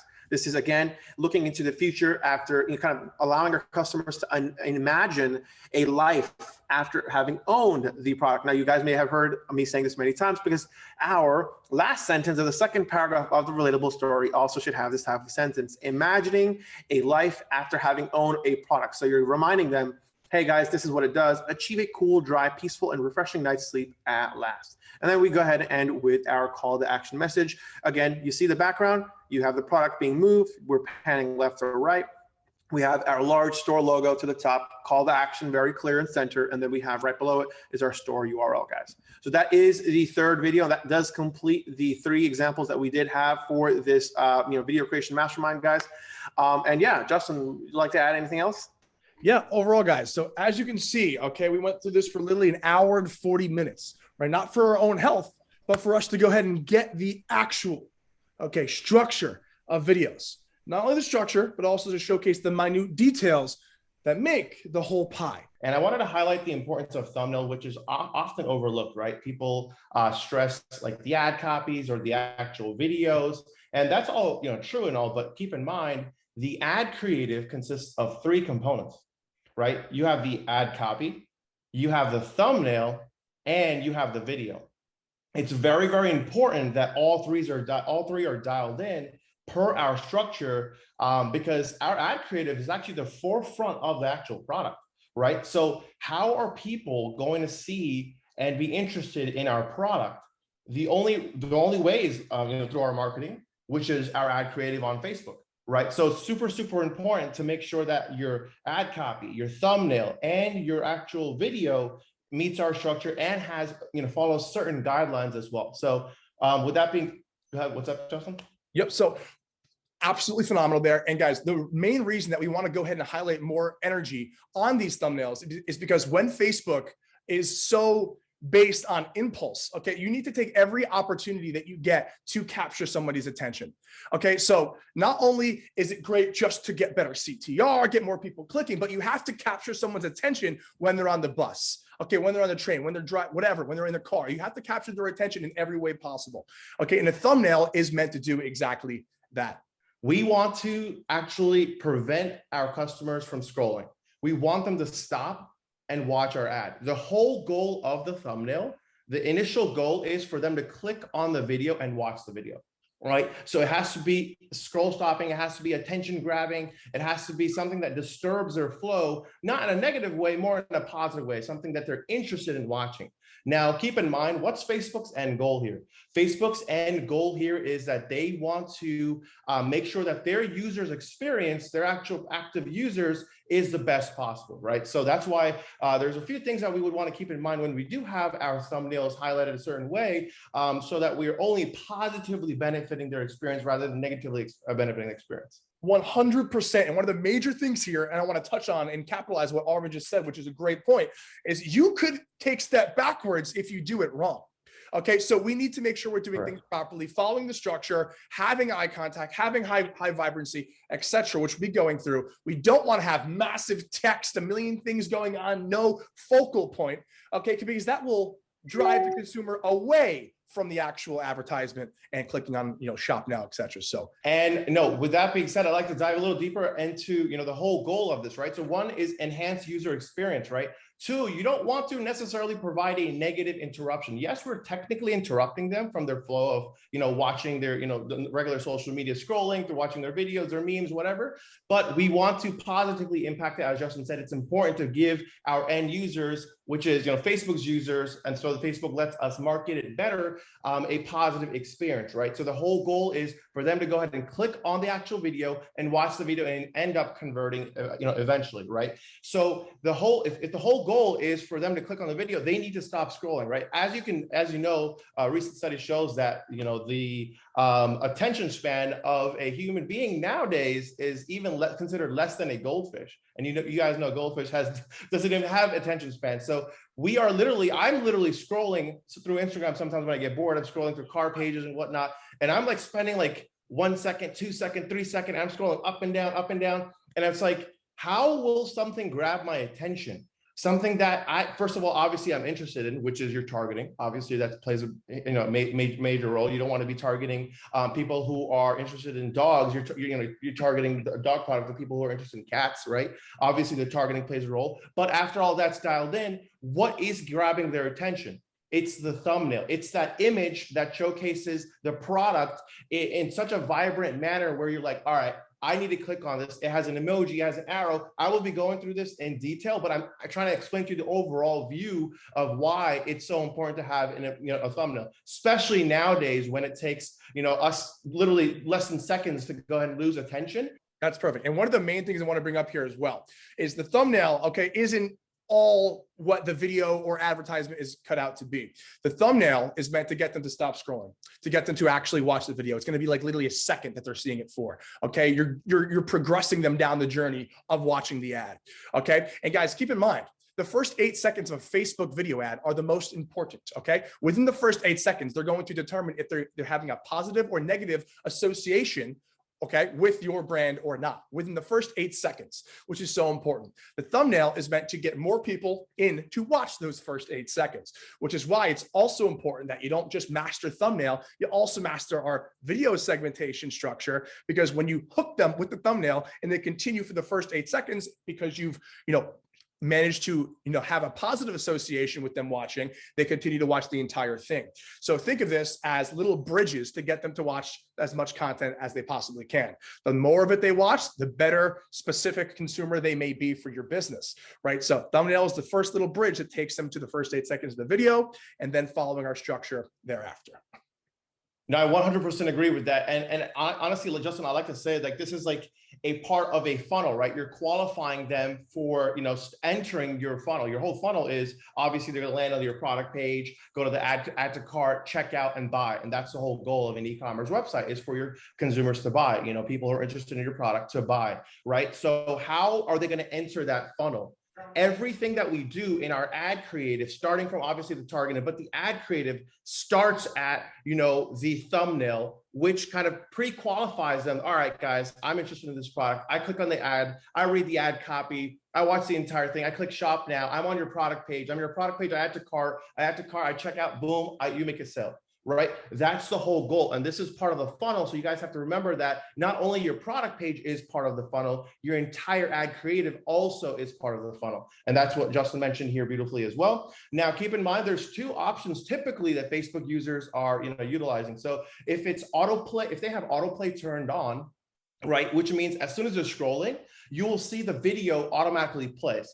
So thumbnail does still play an important role, because as you're like halfway scrolling, you're still seeing some sort of image which should grab your attention. But thumbnail is more important for those who have autoplay turned off. And typically nowadays, a lot of people do have that turned off as well. So if that's turned off, meaning the video will not play. So the first thing they see is your thumbnail. And that's why, again, that highlights the importance of thumbnails. We know companies spending thousands of dollars literally split testing their thumbnails. So you could have the same video, you could have the same ad copy, but 4 different thumbnails will perform completely differently. You can have a cost per acquisition of, let's say 10, which is, cost per acquisition, the cost to acquire a customer, $10 to acquire a customer in one thumbnail, while it's like $15 to acquire it for another thumbnail. So again, thumbnails are very, very important. And now I'm going to go ahead and dive deeper into the exact structure we would want in a thumbnail. Now I'm going to go ahead and drop down exactly the structure of this. So number 1, you'll notice this is a 1:1 image. So the aspect ratio is 1:1. It's a 1:1 square image, right? So we don't want to have too wide of an image because it appears much more narrower in your mobile view. So to maximize that view and also make it visually appealing, what you want to go ahead and do is have that 1:1 image, right? So that maximizes the entire screen of your mobile view, right? Typically 90% of the users are on mobile scrolling through Facebook. So that's why that is very, very important. So first step, 1:1. Second step, as you see, this is a very high quality image. Now, regardless of what other features you have on your thumbnail, if you do not have a high quality image, it's going to give you higher CPMs. Facebook will not be likely to go ahead and show it to your ideal buyers, and you're not going to do well in that ad. You need to have a very, very high quality thumbnail, the high quality image to begin with. Now, second, it needs to be a realistic image of your product in use. Right? Why is that important? Because a lot of times I see the editors, regardless of who you outsource it to, they're putting a person in a random spot in a beach, and it doesn't look realistic. It seems like it's fake. So it has to be realistic edit. Even if it's an edit, it must be a realistic edit. So let's keep that in mind as well. Another very, very important point: the product should be in use. what is the most appealing portion of that product? As you know, in our videos, we actually go ahead and make sure the first 8 seconds consists of the most appealing portion of the video. So the thumbnail also should show the most appealing section. Now, of course, it's not a video, of course, but it has to showcase a product in use. How do you use that product? It shouldn't be just a product in a box. It shouldn't be the product in a package. It shouldn't be just a product opened on a random table. It should be, how is it realistically being used? Right. Let's go ahead and move on. Let me interject there real quick as well.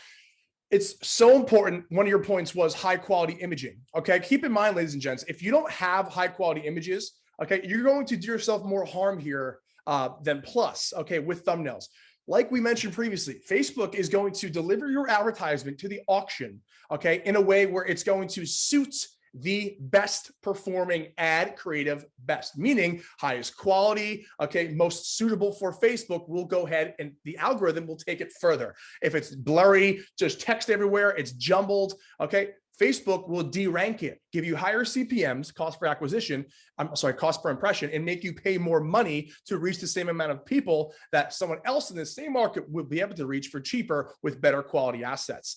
Okay, so it's super, super important to understand that. Don't just throw a thumbnail together that looks blurry, okay, because it will de-rank your place in the auction. 100%. Again, high quality is the number one important point. Regardless of what you do, whether it's your actual landing page, whether it's your video, whether it's a thumbnail, high quality is very, very important, specifically when it comes to ad creatives. Now, with that being said, let's move on to the next point. Vibrant colors. Now, this is very important, right? You are seeing a thumbnail. What, as human beings, we're visual creatures, right? What attracts our attention? Vibrant colors. If you've ever been to Vegas, if you've ever been to a casino, you see so many colors, you see sparkling everywhere, you see lights everywhere. That grabs your attention. So it's important that your image that you're using has vibrant colors, right? Colors that are different, not black, not really, really dark colors, not brown overall, but vibrant, different, right? Appealing, catching your eye. That's why it's very important to have that. Now, next point. Eye contact, right? Now, of course, all images, you cannot always source for a product that may have limited footage that has someone showcasing eye contact, but eye contact is extremely, extremely important. What does eye contact mean? Let's say you're selling a skincare product, right? It's a lotion that, is being applied to the face. Now, what you would want to do is obviously high quality product in use image, right? The in use meaning maybe the person is applying on their face. Now, keep in mind, whenever you have skin, of course, we'd want to avoid close-ups. And I'll talk to you about do's and don'ts of thumbnails as well towards the end. But again, no close-ups, but we can have a zoomed out image of the actual person looking into the camera. So the viewer can make eye contact. That is extremely enticing and will stop the stop the user from actually scrolling, and really will allow them to go ahead and see what's it about. So if you can source an product image in use that has eye contact, that is phenomenal, and that's something that we would definitely prioritize. 100%. I like how you said if we find it, because just like this example, we can't really find eye contact. Correct. Okay. Therefore, it's okay. Hit the other points. But let's say you do have an image that has eye contact. Just like you're walking on a bus or on the subway, you will be looking around and automatically lock eyes with someone because we're human. Okay. Even with a dog, a lion, a bear, you could lock eye contact and there's something going on there that makes you just stop and stare. And that works so well with thumbnails. And that's exactly where we need to bring that psychology over to this marketing scheme as well. It's important you understand every single time that you have little psychological points like this and you have the opportunity to capitalize on them, it will increase your stats. Okay. And they will need, and it's smart to take these opportunities. Just like in your ad copy, bring up statistics, etc., and that increasing stats, same logic here. People love stats and numbers because it shows trust and proof. People like eye contact because it shows, well, that someone's looking at them and they will just catch eye quickly and not scroll and be, kind of locked in for a little bit longer. And that's exactly playing to our favor, dealing with impulse buying. I know, I actually love that example, Justin, but I'm pretty scared if I was ever to make contact with a lion or a bear, man. or Ziggy. Honestly, Ziggy, I miss Ziggy. Ziggy's amazing. But yeah, with that being said, if you can source an image that showcases product in use with eye contact, it's definitely recommended. Now, in this image, obviously, we do have some sort of human contact, right? There's a little kid playing with his dinosaur, set. Now, this is better than just having the dinosaur set, right? You're still showing some human interaction, right? Humans react to humans, right? And it's, we're visual creatures. We will only tend to buy what we can see other people also buying or enjoying, correct? So this is much better than, you know, not having any human contact at all. But again, this doesn't necessarily have eye contact because the kid is looking at the thumbnail of the actual dinosaur rather than us, right? So we can't really make eye contact with them as well. Right. And real quick, I want to answer Mike's question down below. He said, are emojis bad? Okay, because certain situations, yes, they are. Let me explain when they're not. In this case, we're using one single emoji, okay, on a thumbnail. It's great. It builds emotion. Like, wow, what is that? It's good here. Okay, it's not over excessive. Emojis become bad, okay, in ad copy. Okay, in ad copy, when you use them too excessively. For example, if you put 6 happy faces and 6 heart faces, and then buy this now, and 6 more emojis below, and you're using it kind of aggressively and immaturely, Facebook is going to rank that as a poor quality ad. Okay, the relevancy score will be awful because no one will be clicking on it because it looks like spam. Okay, when it looks like spam, Facebook will derank your advertisement, which is why every single time that we're auditing your ad copy, your video, or whatever, we're always going above and beyond to make sure every little thing is perfect. Because if Facebook dictates it as spam, you'll get much higher cost for acquisition, for cost per impression, and many other things as well. So it's super important to understand these things. We like high quality assets because Facebook will only give high quality assets for the best price to their highest quality users if your ad resembles high quality usage and not spammy or, you know, excessive emoji usage, etc. So in a case like this, emojis are phenomenal, okay, because it brings out a energy or a vibe or an emotion. But in ad copy, they could still be used like we do, but not excessively, because that will derank your advertisement in the auction place. And essentially, Facebook is trying to put on an auction, a high quality auction. You got to think of it like that. They're going to kick you out if you're walking in there with crappy clothes on or whatever. So you have to make sure that you look the part, you're ready to go, and your brand's ready to, you know, conquer the world. And that's how Facebook looks at it. 100%. I love that. And honestly, even us as marketers, and especially as marketers, when we scroll and we see anything that's low quality, the first thing is you to continue scrolling. You don't want to see that. You don't want to involve yourself with something that's low quality, something that's spammy, right? Honestly, back in 2015, when e-commerce was, you know, initially starting to rise and booming, 2014, 2015, 2016, you could quite literally sell everything. But again, these same characteristics and qualities of an image applied. Now it's even more important to differentiate yourself from others because there's a lot of marketers out there, right? But you guys are using the BSF systems, right? So you have that advantage where you're able to go ahead and know these things and compete with other marketers because you're following these things, right? And that's why it's important to, you know, stick to the systems. Now, with that being said, let's move on to the next point. The product should be in frame and center of focus. Now, these are two different things. In frame means your image should have your product somewhere where you can see it. That's in frame. Now, center of focus means you can literally look at the center of the image, right? And be able to see that your product is there, right? So the first thing that grabs your eye, center of focus, your product should be there. So now if you have a, you know, a person, you know, that's like kind of on the right side of the image with a product away from it, it may be in frame, but it's not in focus. So you're more likely to see the person itself. You don't even know what product you're focusing on. And that would not really add much value. So you would want to make sure it's both in frame and in focus. And that's huge, Arvin. And one of the main things as well, I see this happen too many times when I'm scrolling through my feed, because whenever I scroll through my feed and I see a product I like, I'm liking, I'm interacting with the page, so I get hit with the remarketing ads to see how they're doing. And so many times I'll get hit with a thumbnail that you just don't know what the product is that they're selling unless you watch the damn video. Okay. The goal of the thumbnail is to plant a seed in their mind saying, oh, this is the product. They already kind of know what they're about to watch. If you give a thumbnail that just confuses them, like, oh, look, are we selling, like this, obviously we're selling the dinosaur, right? But if we didn't have the arrow or we had other things in the frame, let's say we had a screwdriver in there, we have a screwdriver, there's a bolt on the bottom, there's a dinosaur, we're kind of confused. We don't know what the hell we're selling, which is going to lower our chances of actually watching the video because we don't understand what's going on. So notice here how the arrow is clearly pointing to the dinosaur, and it's obvious we are selling the dinosaur. Okay, it is very evident what we are marketing in our advertisement, and it must be in yours too, because if people become confused or puzzled at the thumbnail that's going to hurt your chances and pretty much handicap you off the bat. No, 100% agree, man. Fantastic points here again. And now I'm going to jump back to the, the arrow point, really soon. But let's also talk about the background as well. Now, there's two things in this background. Can anyone guess what those two things are? Can you please comment below? Guess what two things I'm referring to in the background that I like about this thumbnail? So there's a main thing that really allows the product to be in focus. What is that thing? If you guys can comment that down below. There's nothing in the background. That's correct. Blurred and simple, correct. White space, correct. Blur, correct. White, correct. Kid using it, that's good. I'm more referring to the background. Blurred, got it. So perfect, guys. So keep in mind, the background isn't as busy. Matter of fact, there's nothing going on in the background, which is okay, right? Because why? You are more likely to see what's actually in frame, in focus, which is the product.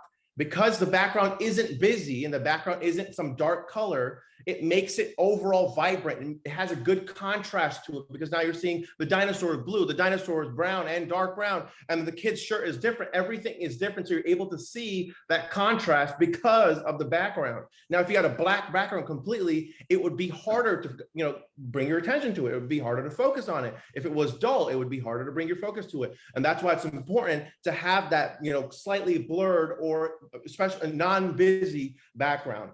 Now, what's up? And to capitalize on that, that's huge. For example, one of the brands we're running right now, all of the thumbnails, okay, this is a very unique type of product that we're running right now as well. It's doing very well. And all of the thumbnails, okay, are very bland, but they have all these points. You don't have to have a million things happening in the thumbnail. And quite frankly, like I've mentioned, okay, having a million things happening in the thumbnail is going to derank you, okay, and derank your cost, your CPM, okay, because literally there's no focal point and it looks jumbled. Facebook likes when it's clean. Okay. All of our thumbnails are clean. Okay. Clean. The background is key here. I'm making sure there's actually nothing going on. There shouldn't be a crowd in the background. There shouldn't be anything happening. Okay. It should be constant and it should be clean. Cleanliness is the most important part of the thumbnail. Very simple, very clean, and grabs your attention, right? That's all you need, right? That's the only goal, the only purpose. You don't have to overdo it. And, obviously increases CPMs, because people are going to be less likely to focus on that actual product that you're aiming to sell. Now, last thing that I may have not mentioned yet, Justin has hinted at it, but I wanted to mention it. We don't want to have text on our thumbnail. Now, text on thumbnails, people may say, wow, now you read a text, you're more interested, right? Because it's grabbing your attention. Hey, here's one thing. We already include all that attention grabbing in our ad copy. So text is not really necessary in our thumbnails. Also, Facebook is strictly against having text because it increases the CPMs, right? So they say that less than 20% of the entire image should be text. While that has some sort of truth to it, a normal thumbnail will do much better than a thumbnail with text on it. And that's just split tested and it's 100% correct. So always go ahead and make sure that you don't have any text on your thumbnails. Now, we move on to the important points. We've talked about a lot of great points, right? We talked about 1x1 square image. We talked about high quality image. We talked about realistic image. We talked about product in use. We talked about vibrant colors. We talked about must have eye contact if we can find the footage. We also talked about the light background, not busy, and no text. Now, there are 3 points that I didn't mention yet, right? The product should be highlighted. Now, even if the product is in focus, there's still a lot of things going on, right? There's a bolt, there's another dinosaur, there's a kid, there's his hand, there's the emoji. The product should be highlighted. So the first thing that you're likely to see is the product, right? So whatever product you're selling should be highlighted. Now, keep in mind, a lot of us do use, bands off ads, and they highlight, very, very well, which is good. But keep in mind, you would always want to request them to highlight the product. In this case, the product is very, very highlighted, but you're not able to see as clearly. As you can see, my arrows are going around it. It's being highlighted because of the white background. But it becomes even more important. Let's say if we have slightly darker of a background than white, it becomes even much more important to go ahead and highlight your product. Now, next thing. You must have an emoji. Per our recommended structure, emoji grabs the attention, right? You are going to be looking at the emoji when you're on a thumbnail. And one point that's very, very important, make sure the emoji is relevant to your product, right? You don't want to be selling a baby item and then have, you know, a shocking emoji or a blowing up emoji, whatnot, right? You want to have a hearts emoji or something very calm, right? You don't want to be selling, you know, let's say, for example, in the tactical niche, and you have like smiley face emojis. Like you would want something that's cool, right? Something that showcases like maybe literally the cool guy emoji, maybe the wow factor emoji, right? So you want to be careful of what emoji you're using as well. The emoji should add to the perceived value, not removed from the perceived value, right? The emoji should add character and be placed in a way where it's not disturbing what's going on in the image, right? The emoji should not be overlapping on the actual product. It should be placed in a way where it's adding value, where you're actually looking at the emoji. I love it. And phenomenal points there, by the way, Arvin. All that is high level advancement stuff that you only know when you actually do these things. Okay. Now, secondly, okay, one of the most important parts here is understanding why we utilize the emoji. Why is it called an emoji? Because it brings out that emotion. There is always going to be an emotion that you want to convey or bring out of the individual who watches your advertisement. Okay. People will convert based on two things, as we know, ladies and gents: emotion and logic. Okay. That's why it needs to make logical sense, price point, etc., angling as to why someone should buy the product, and an emotional reason as to buy the product as well. What emotion do you want to convey or bring out of the actual person while they watch the video? That should be the emoji that you put onto your actual thumbnail to go ahead and act as the enzyme to that emotion actually being, you know, put out from that individual who's watching. Okay. Emojis, they're all great. It's not just to look good, it's to start the process of that emotional and logical kind of transition that's happening through them watching the sales process, aka the video and going to the website, etc. Yeah, quite literally, emoji came from, you know, emoticon, which came from emotion icon, right? So it deals with emotion. That's why it's even more important to make sure you're having a relevant emoji and not something random, right? Again, like I told you, you don't want to have a head explosion emoji on a baby product. It doesn't really relate. You're not really emoting at the same level, right? You would want maybe a heart eyes or something that's a gentle smile with like, you know, calm, you know, eyebrows, things like that. It's very, very important to have those things, guys. Emoji will increase your perceived value, will actually cause the user to actually look at the emojis. And as you know, this day and age, there's a lot of text out there, but people are literally, you know, passing messages using emojis as well, right? So it's a way of communicating that's greater than text, because it shows the feeling that you're actually having at that moment. That's why emojis are way stronger than text, right? That's gold. That's gold. Now you may, and real quick, I'm sorry. Yeah, I just want to bring up Noy's comment. So Noy says this is so valuable, makes so much sense. The other mastermind group I was in recommended to have text on it, such as 30% off. Now I know why my CPM was so high. One, no text on thumbnail. Two, actually 30% off, 25% off, 50% off. Putting that text on things and you're copying on your thumbnails actually, to my knowledge, actually increases your CPM a lot. So not only putting text on the thumbnail is going to increase your CPM. Saying things like 50% off all over your copy and all over your thumbnail is not good at all. That's totally salesy. And that alone will increase your CPM as well. Maybe they were talking about that in 2017 or 2018, but I know now that's taboo and does not work well with the algorithm. 100%, and I'm glad that you liked the Noy. I really do appreciate the feedback as well. To add on to Justin's point specifically, right? Us as human beings, we don't like to be sold, right? None of us want to be sold. What we want to do is see interesting things, and then we have the decision to obviously decide to go ahead and see whether we want the product or not. So the whole goal is to present an appealing product to an interested audience, a passionate audience, to that niche, and to see if they're interested in buying it, right? At the end of the day, if they say, I need to have this, they're gonna find a way to go on your product page and buy it, right? But if you're saying 50% off, buy now, this, that, this, you're now just saying, it's just all salesy text, right? It's coming off as a spam. Every marketer, every ad fed to every little user, literally, is salesy. So how do you differentiate yourself? You know, you're presenting a product. It's a really cool product. It's in that niche. They must be interested in that product. That's why they're seeing the actual ad.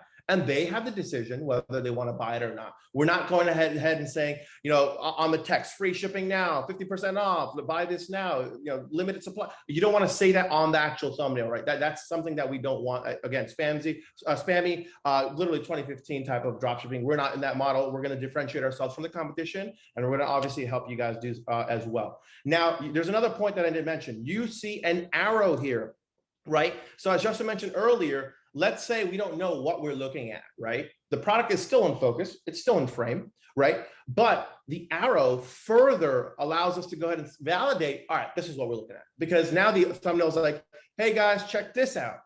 And the arrow makes you feel like, because obviously the arrow, you know, it starts from place and ends to the place. You want to see what's going on in the arrow. What are people pointing at? What's so important that they're pointing at? So you ask these, you ask yourself these questions. Literally, I do this as a marketer every single day. If I'm scrolling, I see an arrow, I'm like, oh, what they're pointing at, right? So as human beings, there's some, like, obviously marketing is all about understanding human psychology, right? So if you see the arrow, you are likely to go ahead and just look at that, you know, where it's pointing at, and it's pointing at the dinosaur. Then you're like, why? It's so curious. I have a child. This is pointing at a dinosaur. The emoji looks good. This is very high quality. Let me see what's going on, right? And then that's how the entire process, because it's, you know, all sparks from curiosity, right, guys? And that's why it's important to have this entire structure. Again, last 3 points were product highlighted, right? Product obviously highlighted, emoji, relevant emoji, and emoji placed in the right place. Of course, and notice this emoji is very high quality. It's not blurry, it's not pixelated, nothing like that. It's very, very high quality. Also has a proper placement, because we're not covering anything. We're going behind the actual image, right? We're not covering anything. We're not covering his face. We're not covering this dinosaur, nothing. We're placing it in a proper area where it will only add to the value, not take away from the value. Last but not least, of course, as I mentioned, anything that relates to, you know, about, you know, not following Facebook's guidelines and policies will get banned, right? So if you're showing a gun, you're likely to get flagged, right? If you're showing, like, you know, like, let's say you're selling a lighter, right? It may work, and, you know, Facebook may pass that, but now you're showing cigarettes. You're showing, you know, that's going to be where Facebook's like, all right, well, this guy can't advertise, or this is where you get flagged, and then your whole assets are banned, right? Again, if you're showing too much close-ups, let's say you're selling, you know, skincare product, and you're showing the skin, like literally in the camera, you're showing their skin so up front, that's going to get banned, because it's going to get flagged by too much skin. Keep in mind, there are obviously way more marketers than there are Facebook reps, right? So what do? They set these rules that obviously automatically trigger themselves using Facebook's AI by the past history that they've seen, right? So maybe you might say it's not fair that, hey, you know, my thumbnail was banned. I think it was totally perfect, right? But Facebook doesn't care. There's just too many marketers out there. And that's why it's important for you to note these points, so you can actually, you know, successfully scale your products without these points, with these points, right? And without making these mistakes. Now, again, let's say you're selling a yoga pant product, right? And now you're obviously going to show, you know, nice pose, but no close-ups. Once again, make sure that the image is zoomed out. Make sure, of course, if you could get the person to show eye contact, that would be phenomenal, but make sure it's zoomed out. We do not want something up close. We do not want anything provocative, because Facebook is more likely to go ahead and flag that. That's huge. And, you know, guys, like, let's say you get a thumbnail done from someone, because this is a headache that I had to, like, I deal with this a lot, actually. Like, we'll get thumbnails and, like, it looks blurry. I'm like, I hate that. Like, Arvin, you know that. Like, I will always call that out and tell the person to change it, even if it's annoying to them. Like, I don't care. Like, this is your ads. Okay, guys, this is your ads. Like, don't publish it if it's blurry. And especially, like Arvin said, when it's blown up, like zoomed in, it will get blurry. Okay, it will get blurry. So make sure it is not blurry. And don't be afraid to tell your freelancer, hey, fix this. Okay, because when you post it in Platinum, we're going to let you know if it needs fixing. So be sure that they're going to know that they're going to have some revisions, because we never want to just take the first sample unless it's perfect, and usually it never is. 100%, guys. And honestly, as obviously, you know, being my student myself, and as you guys work on through your assets, right, you should be proud of yourself. Each asset that you get approved, or each asset that you work on, regardless of how many revisions it takes, right? In the back of your mind, you know that you're building a very strong foundation, right? Over the years, the whole goal is to become a better marketer, right? We're not chasing success here, we're chasing excellence here. So over time, when you start keep iterating the actual process, you'll notice that you're becoming a better marketer. And when you chase excellence, success will always follow. So guys, it's very important. Every step, every process, every task is linked to your sales. So don't ever overlook anything that we're saying about any aspect of this business, right? It could be something as your email, your business email, or something as your phone number, or in this case, thumbnails. So please make sure you follow our systems in every process so you can, obviously fall asleep at night knowing that you've tried your best on every single product, maximizing your chances of success, obviously, and minimizing, ad spend. Another point I'd like to mention, guys, let's say you're selling something that is acne related, right? Or something that has earwax removal kits, right? You don't want to show something gross. You don't want to show something that will turn off your customer. That's a good point. Like obviously we think, oh, it's gross, it's going to eye catch, but quite the opposite. Go on. It's quite 100%. Quite the opposite. You're like, oh, gross. I don't want to see this, right? You're on social media because you want something, like you're bored, right? You want something appealing, something to change your mood, something to make you happy, or something to add value to you, right? You don't want to have gross things. And sorry to cut you off, but like literally, like not only will the users not like it, but Facebook's going to say, hell no. Right. Oh, and push it down because it's on a conversion ad. It's not really, it's not PPE or an article going viral. This is an advertisement, and they want, they're going to push that straight down. No, 100%. And yeah, of course, like, see, you probably get flagged by Facebook way earlier than, to see the effect of their CPMs anyways. But again, no gross items. Let's say if you're selling an acne cream, you're just going to showcase, someone obviously having some good skin, far away, zoomed out, applying that. Maybe there's a change of application that if you have some like ear removal kit, you're not necessarily going to show the ears that are dirty. You're going to show someone maybe sticking that into the ears, right? In use, let's say an arbitrary number, let's say $5 CPM, right? Let's say your thumbnail represented a $5 CPM, right? If you do it right, you don't get the extra $5 charge. Then let's say your ad copy represents $5 CPMs. Let's say your video represents $5 CPMs. Now, what you're doing is, let's say you don't pay attention to your thumbnail, you don't pay attention to your ad copy, you don't pay attention to your actual video. You're doing is $15 of CPMs increases from, let's say, original $10. If it's arbitrary like that, you're now paying so much more to acquire a customer. That could literally be the decision of you killing the product or scaling the product, right? So someone who's willing to and can spend more than you will spend more than you, get the data quicker than you, get the optimized better than you, and will eventually scale the product. But if you're not paying attention to the actual quality of the thumbnail, the ad copy, the video, your CPMs are going to go nuts. You're going to get flagged, and you're not going to be able to go ahead and scale your product. So please, please, please make sure that everything is taken care of, as I mentioned. So this is a good thumbnail, right? Tell me, is everyone can see my screen? All right, just confirmation, please. Perfectly. Perfect. Okay. So what do we like about this thumbnail, guys? What do you guys like about this thumbnail? This product is making me go crazy. I know, Justin. So obviously background, Justin specifically doesn't like slicers because slicers are all 2014, 2013, and the tons of the veggie slicers. The thumbnail guys, okay? I'm not just focus on the thumbnail, not the product, guys. Okay. This is obviously a slicer, right? The product is being showcased in use, right? All right, slicer.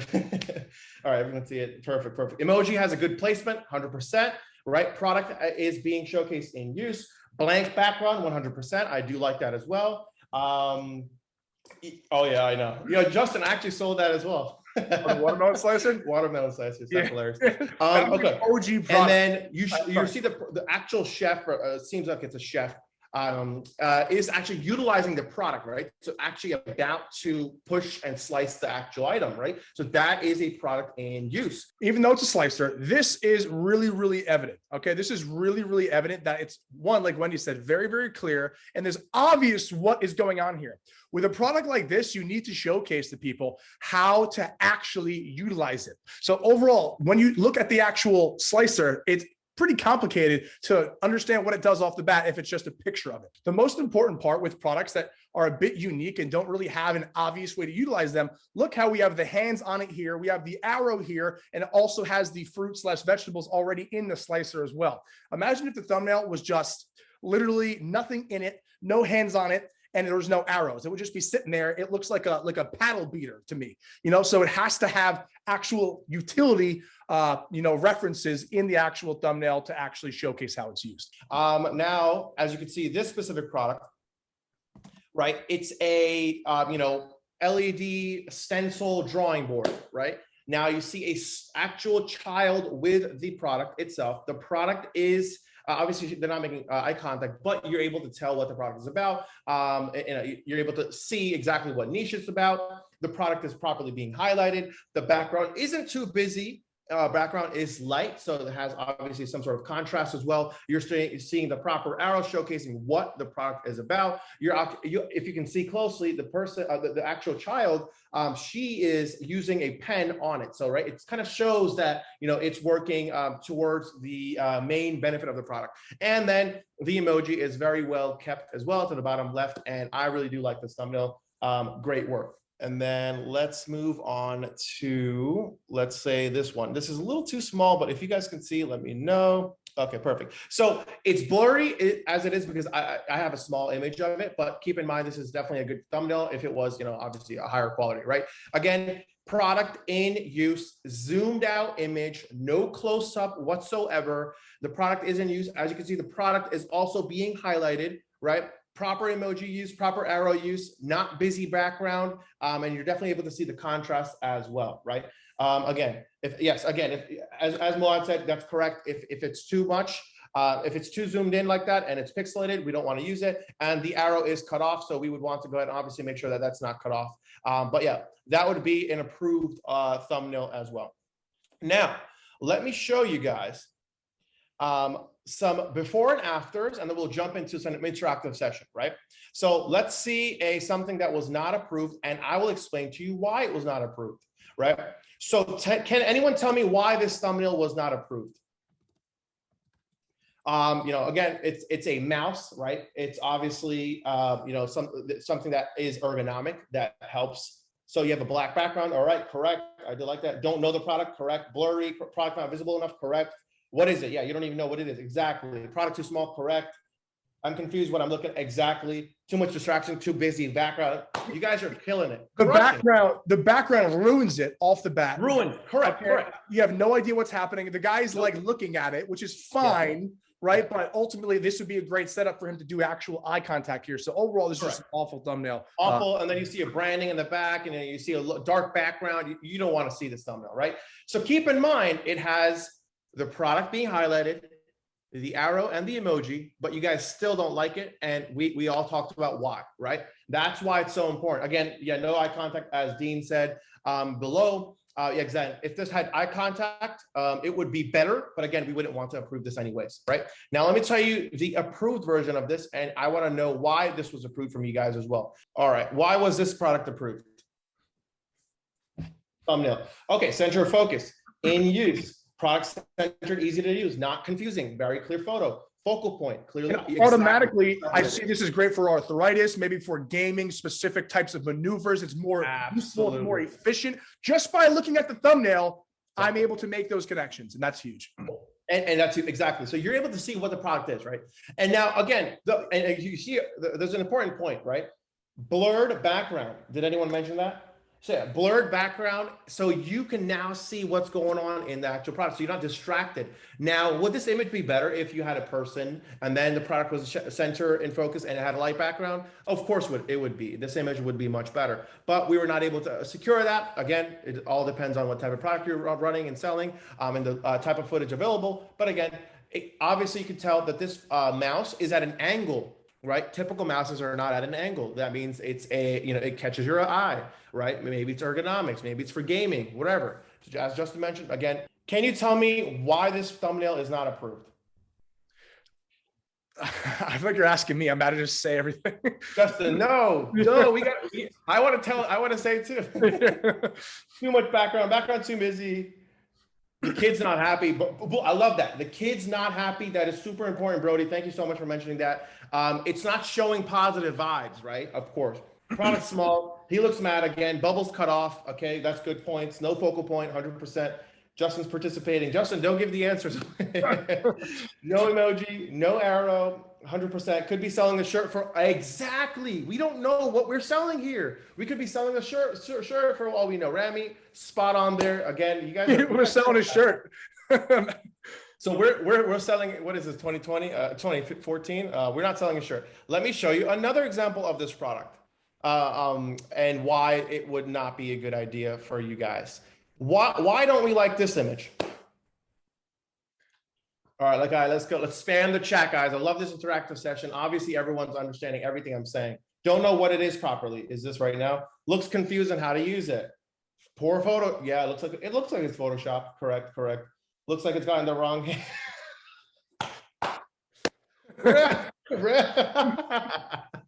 Okay, doesn't focus on the product. Looks like a trumpet. Yeah, okay, we don't know what it is.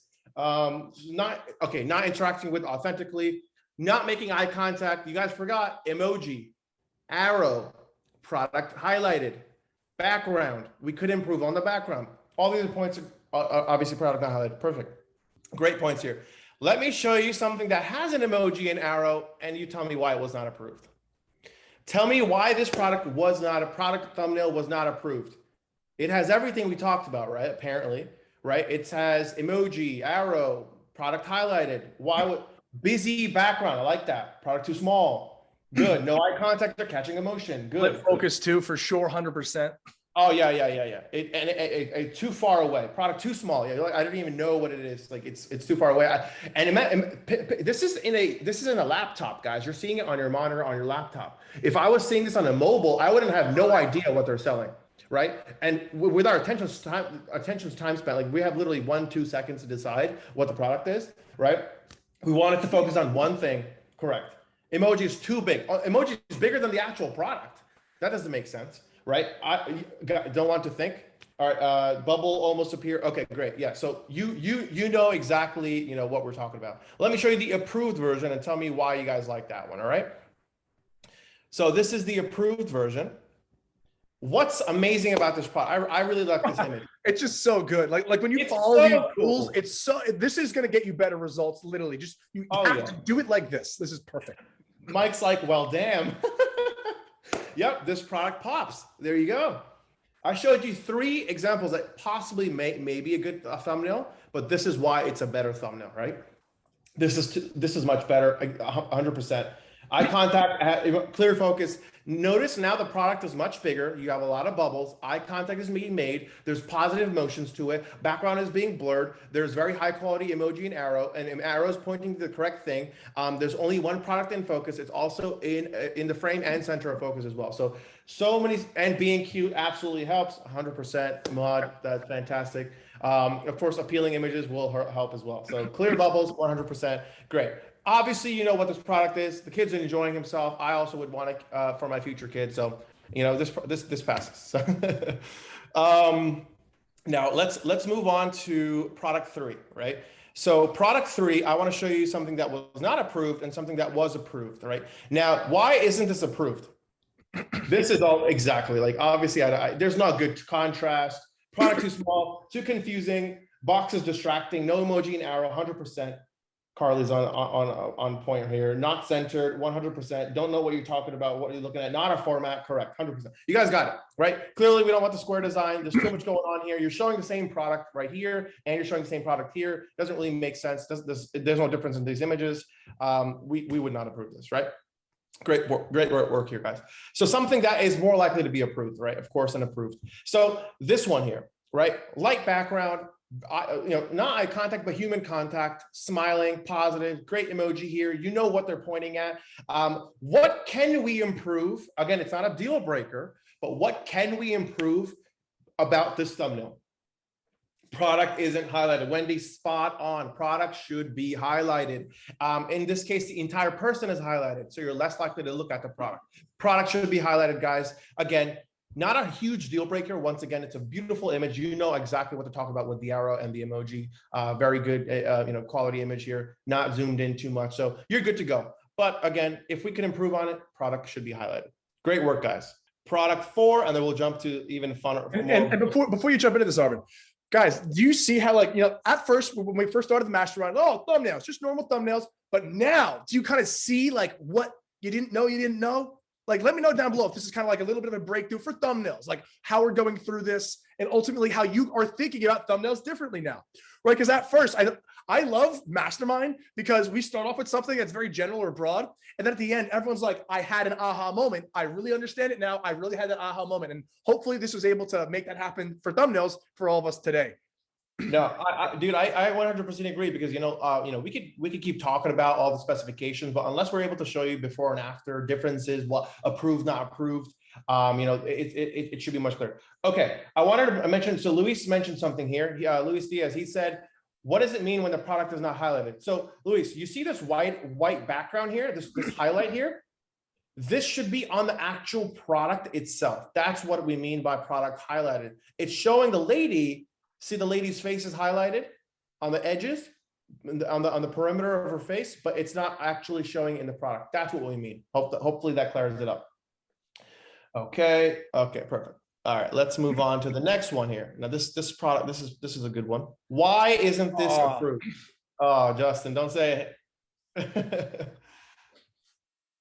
I'm waiting for the comments, guys. Come on, I need some more energy. It's messy. All right, awesome. Okay. Definitely agree with that. Not sure what the product is. Definitely agree with that. No emoji. Agree with that. I like how the product is highlighted and small. Everything else is big. Correct. No arrow, busy, off-center. Real quick, let me bring up one really important point. So obviously, thumbnail sucks. Okay, but there's one thing I like about it. Okay, I like how it comes in a box. Okay, it comes in a box just like skincare, ointment, cream, a nice package, right? We see the product being built here, but it's also showcasing the actual branding on the box, okay? Me personally, as well as other people, love to see the branding on the package, okay? So if you have oil or cream, right, show someone putting it on, but also show that brand as well on it, okay? Because branding increases perceived value, and perception is what people want to buy into if it's high, right? High perceived value people want to buy into. So having good packaging in it, if you have the good packaging, is always a plus. But the thumbnail sucks other than that. Of course. So that specific point, right? I want to mention there's a study done that people are more likely to buy if they see what package it comes in, right? Because right now it's all imaginary, right? You're on like some random world because you're zoned out in Facebook, you're zoned out in Instagram, you are in another galaxy because you're looking at tons of content. Your mind's going everywhere. You don't even know where you are right now. You're probably on a couch bed, but you don't know where you are, right? If you see a product that's appealing, it doesn't seem real to you because you almost want to see how does this make sense? How can I receive it? Is it real? Is it a scam? You ask all yourself these questions, right? But if you see the product in packaged, you are more likely to buy the product because you know exactly that, hey, this seems to be delivered to the end user, which is myself, right? It also seems to be high perceived value. It's very well packaged. It has some sort of branding. I am more likely to buy this product because I see the package. I see the perceived value in the package. And that's why it's so much important to have that if you can, right? Specifically for skincare products, because of course, the differentiator in skincare, the thumbnail is not able to showcase that because typically it's an ingredient based, right? And if you're able to show the package, right, and what it comes in, that differentiates it. So hopefully you guys understand that as well. Now let's go ahead and show you an approved version of this thumbnail, right? Yep. And real quick, I'll answer Maud's question. He said it would be a no-go to have both packaging and the product. So typically, okay, for example, if we are showcasing, let's say ointment, let's just say ointment, right? We have a picture of the person putting it on the face, like you see the crisp glare of the ointment and how nice and clear it is, whatever. You should also have the package that comes in as well, okay? Because that's going to showcase them putting it on, the actual substance. Also, like Arvin said, the packaging that comes in because it's going to increase the perceived value, etc. So if you have the opportunity to include both and make it look clean, then we do so. 100%. Now, what do you guys see here in this actual image? Kids are very happy. I love it. Less distraction. Very good emoji. Product is highlighted. It's showcased in realistic use. You would definitely want to use it outside. Kids build forts outside. I would love to build forts outside. I never had this when I was young. Bright, vibrant colors. The background is not too distracting. I totally agree with that. Again, great product. Now notice you have two kids here. Now you might say, oh, it's distracting. I'm going to look at the kids. but it's very obvious that the product is way bigger than the kids. So you're way likely to go ahead and actually, much more likely to go ahead and click on this and see what's it about, because 2 kids are playing, they're enjoying it. It's very, very big. Again, product is being highlighted, emojis happy, increased perceived value, deemed correct, fantastic. Clear arrow pointing to the product. I love this.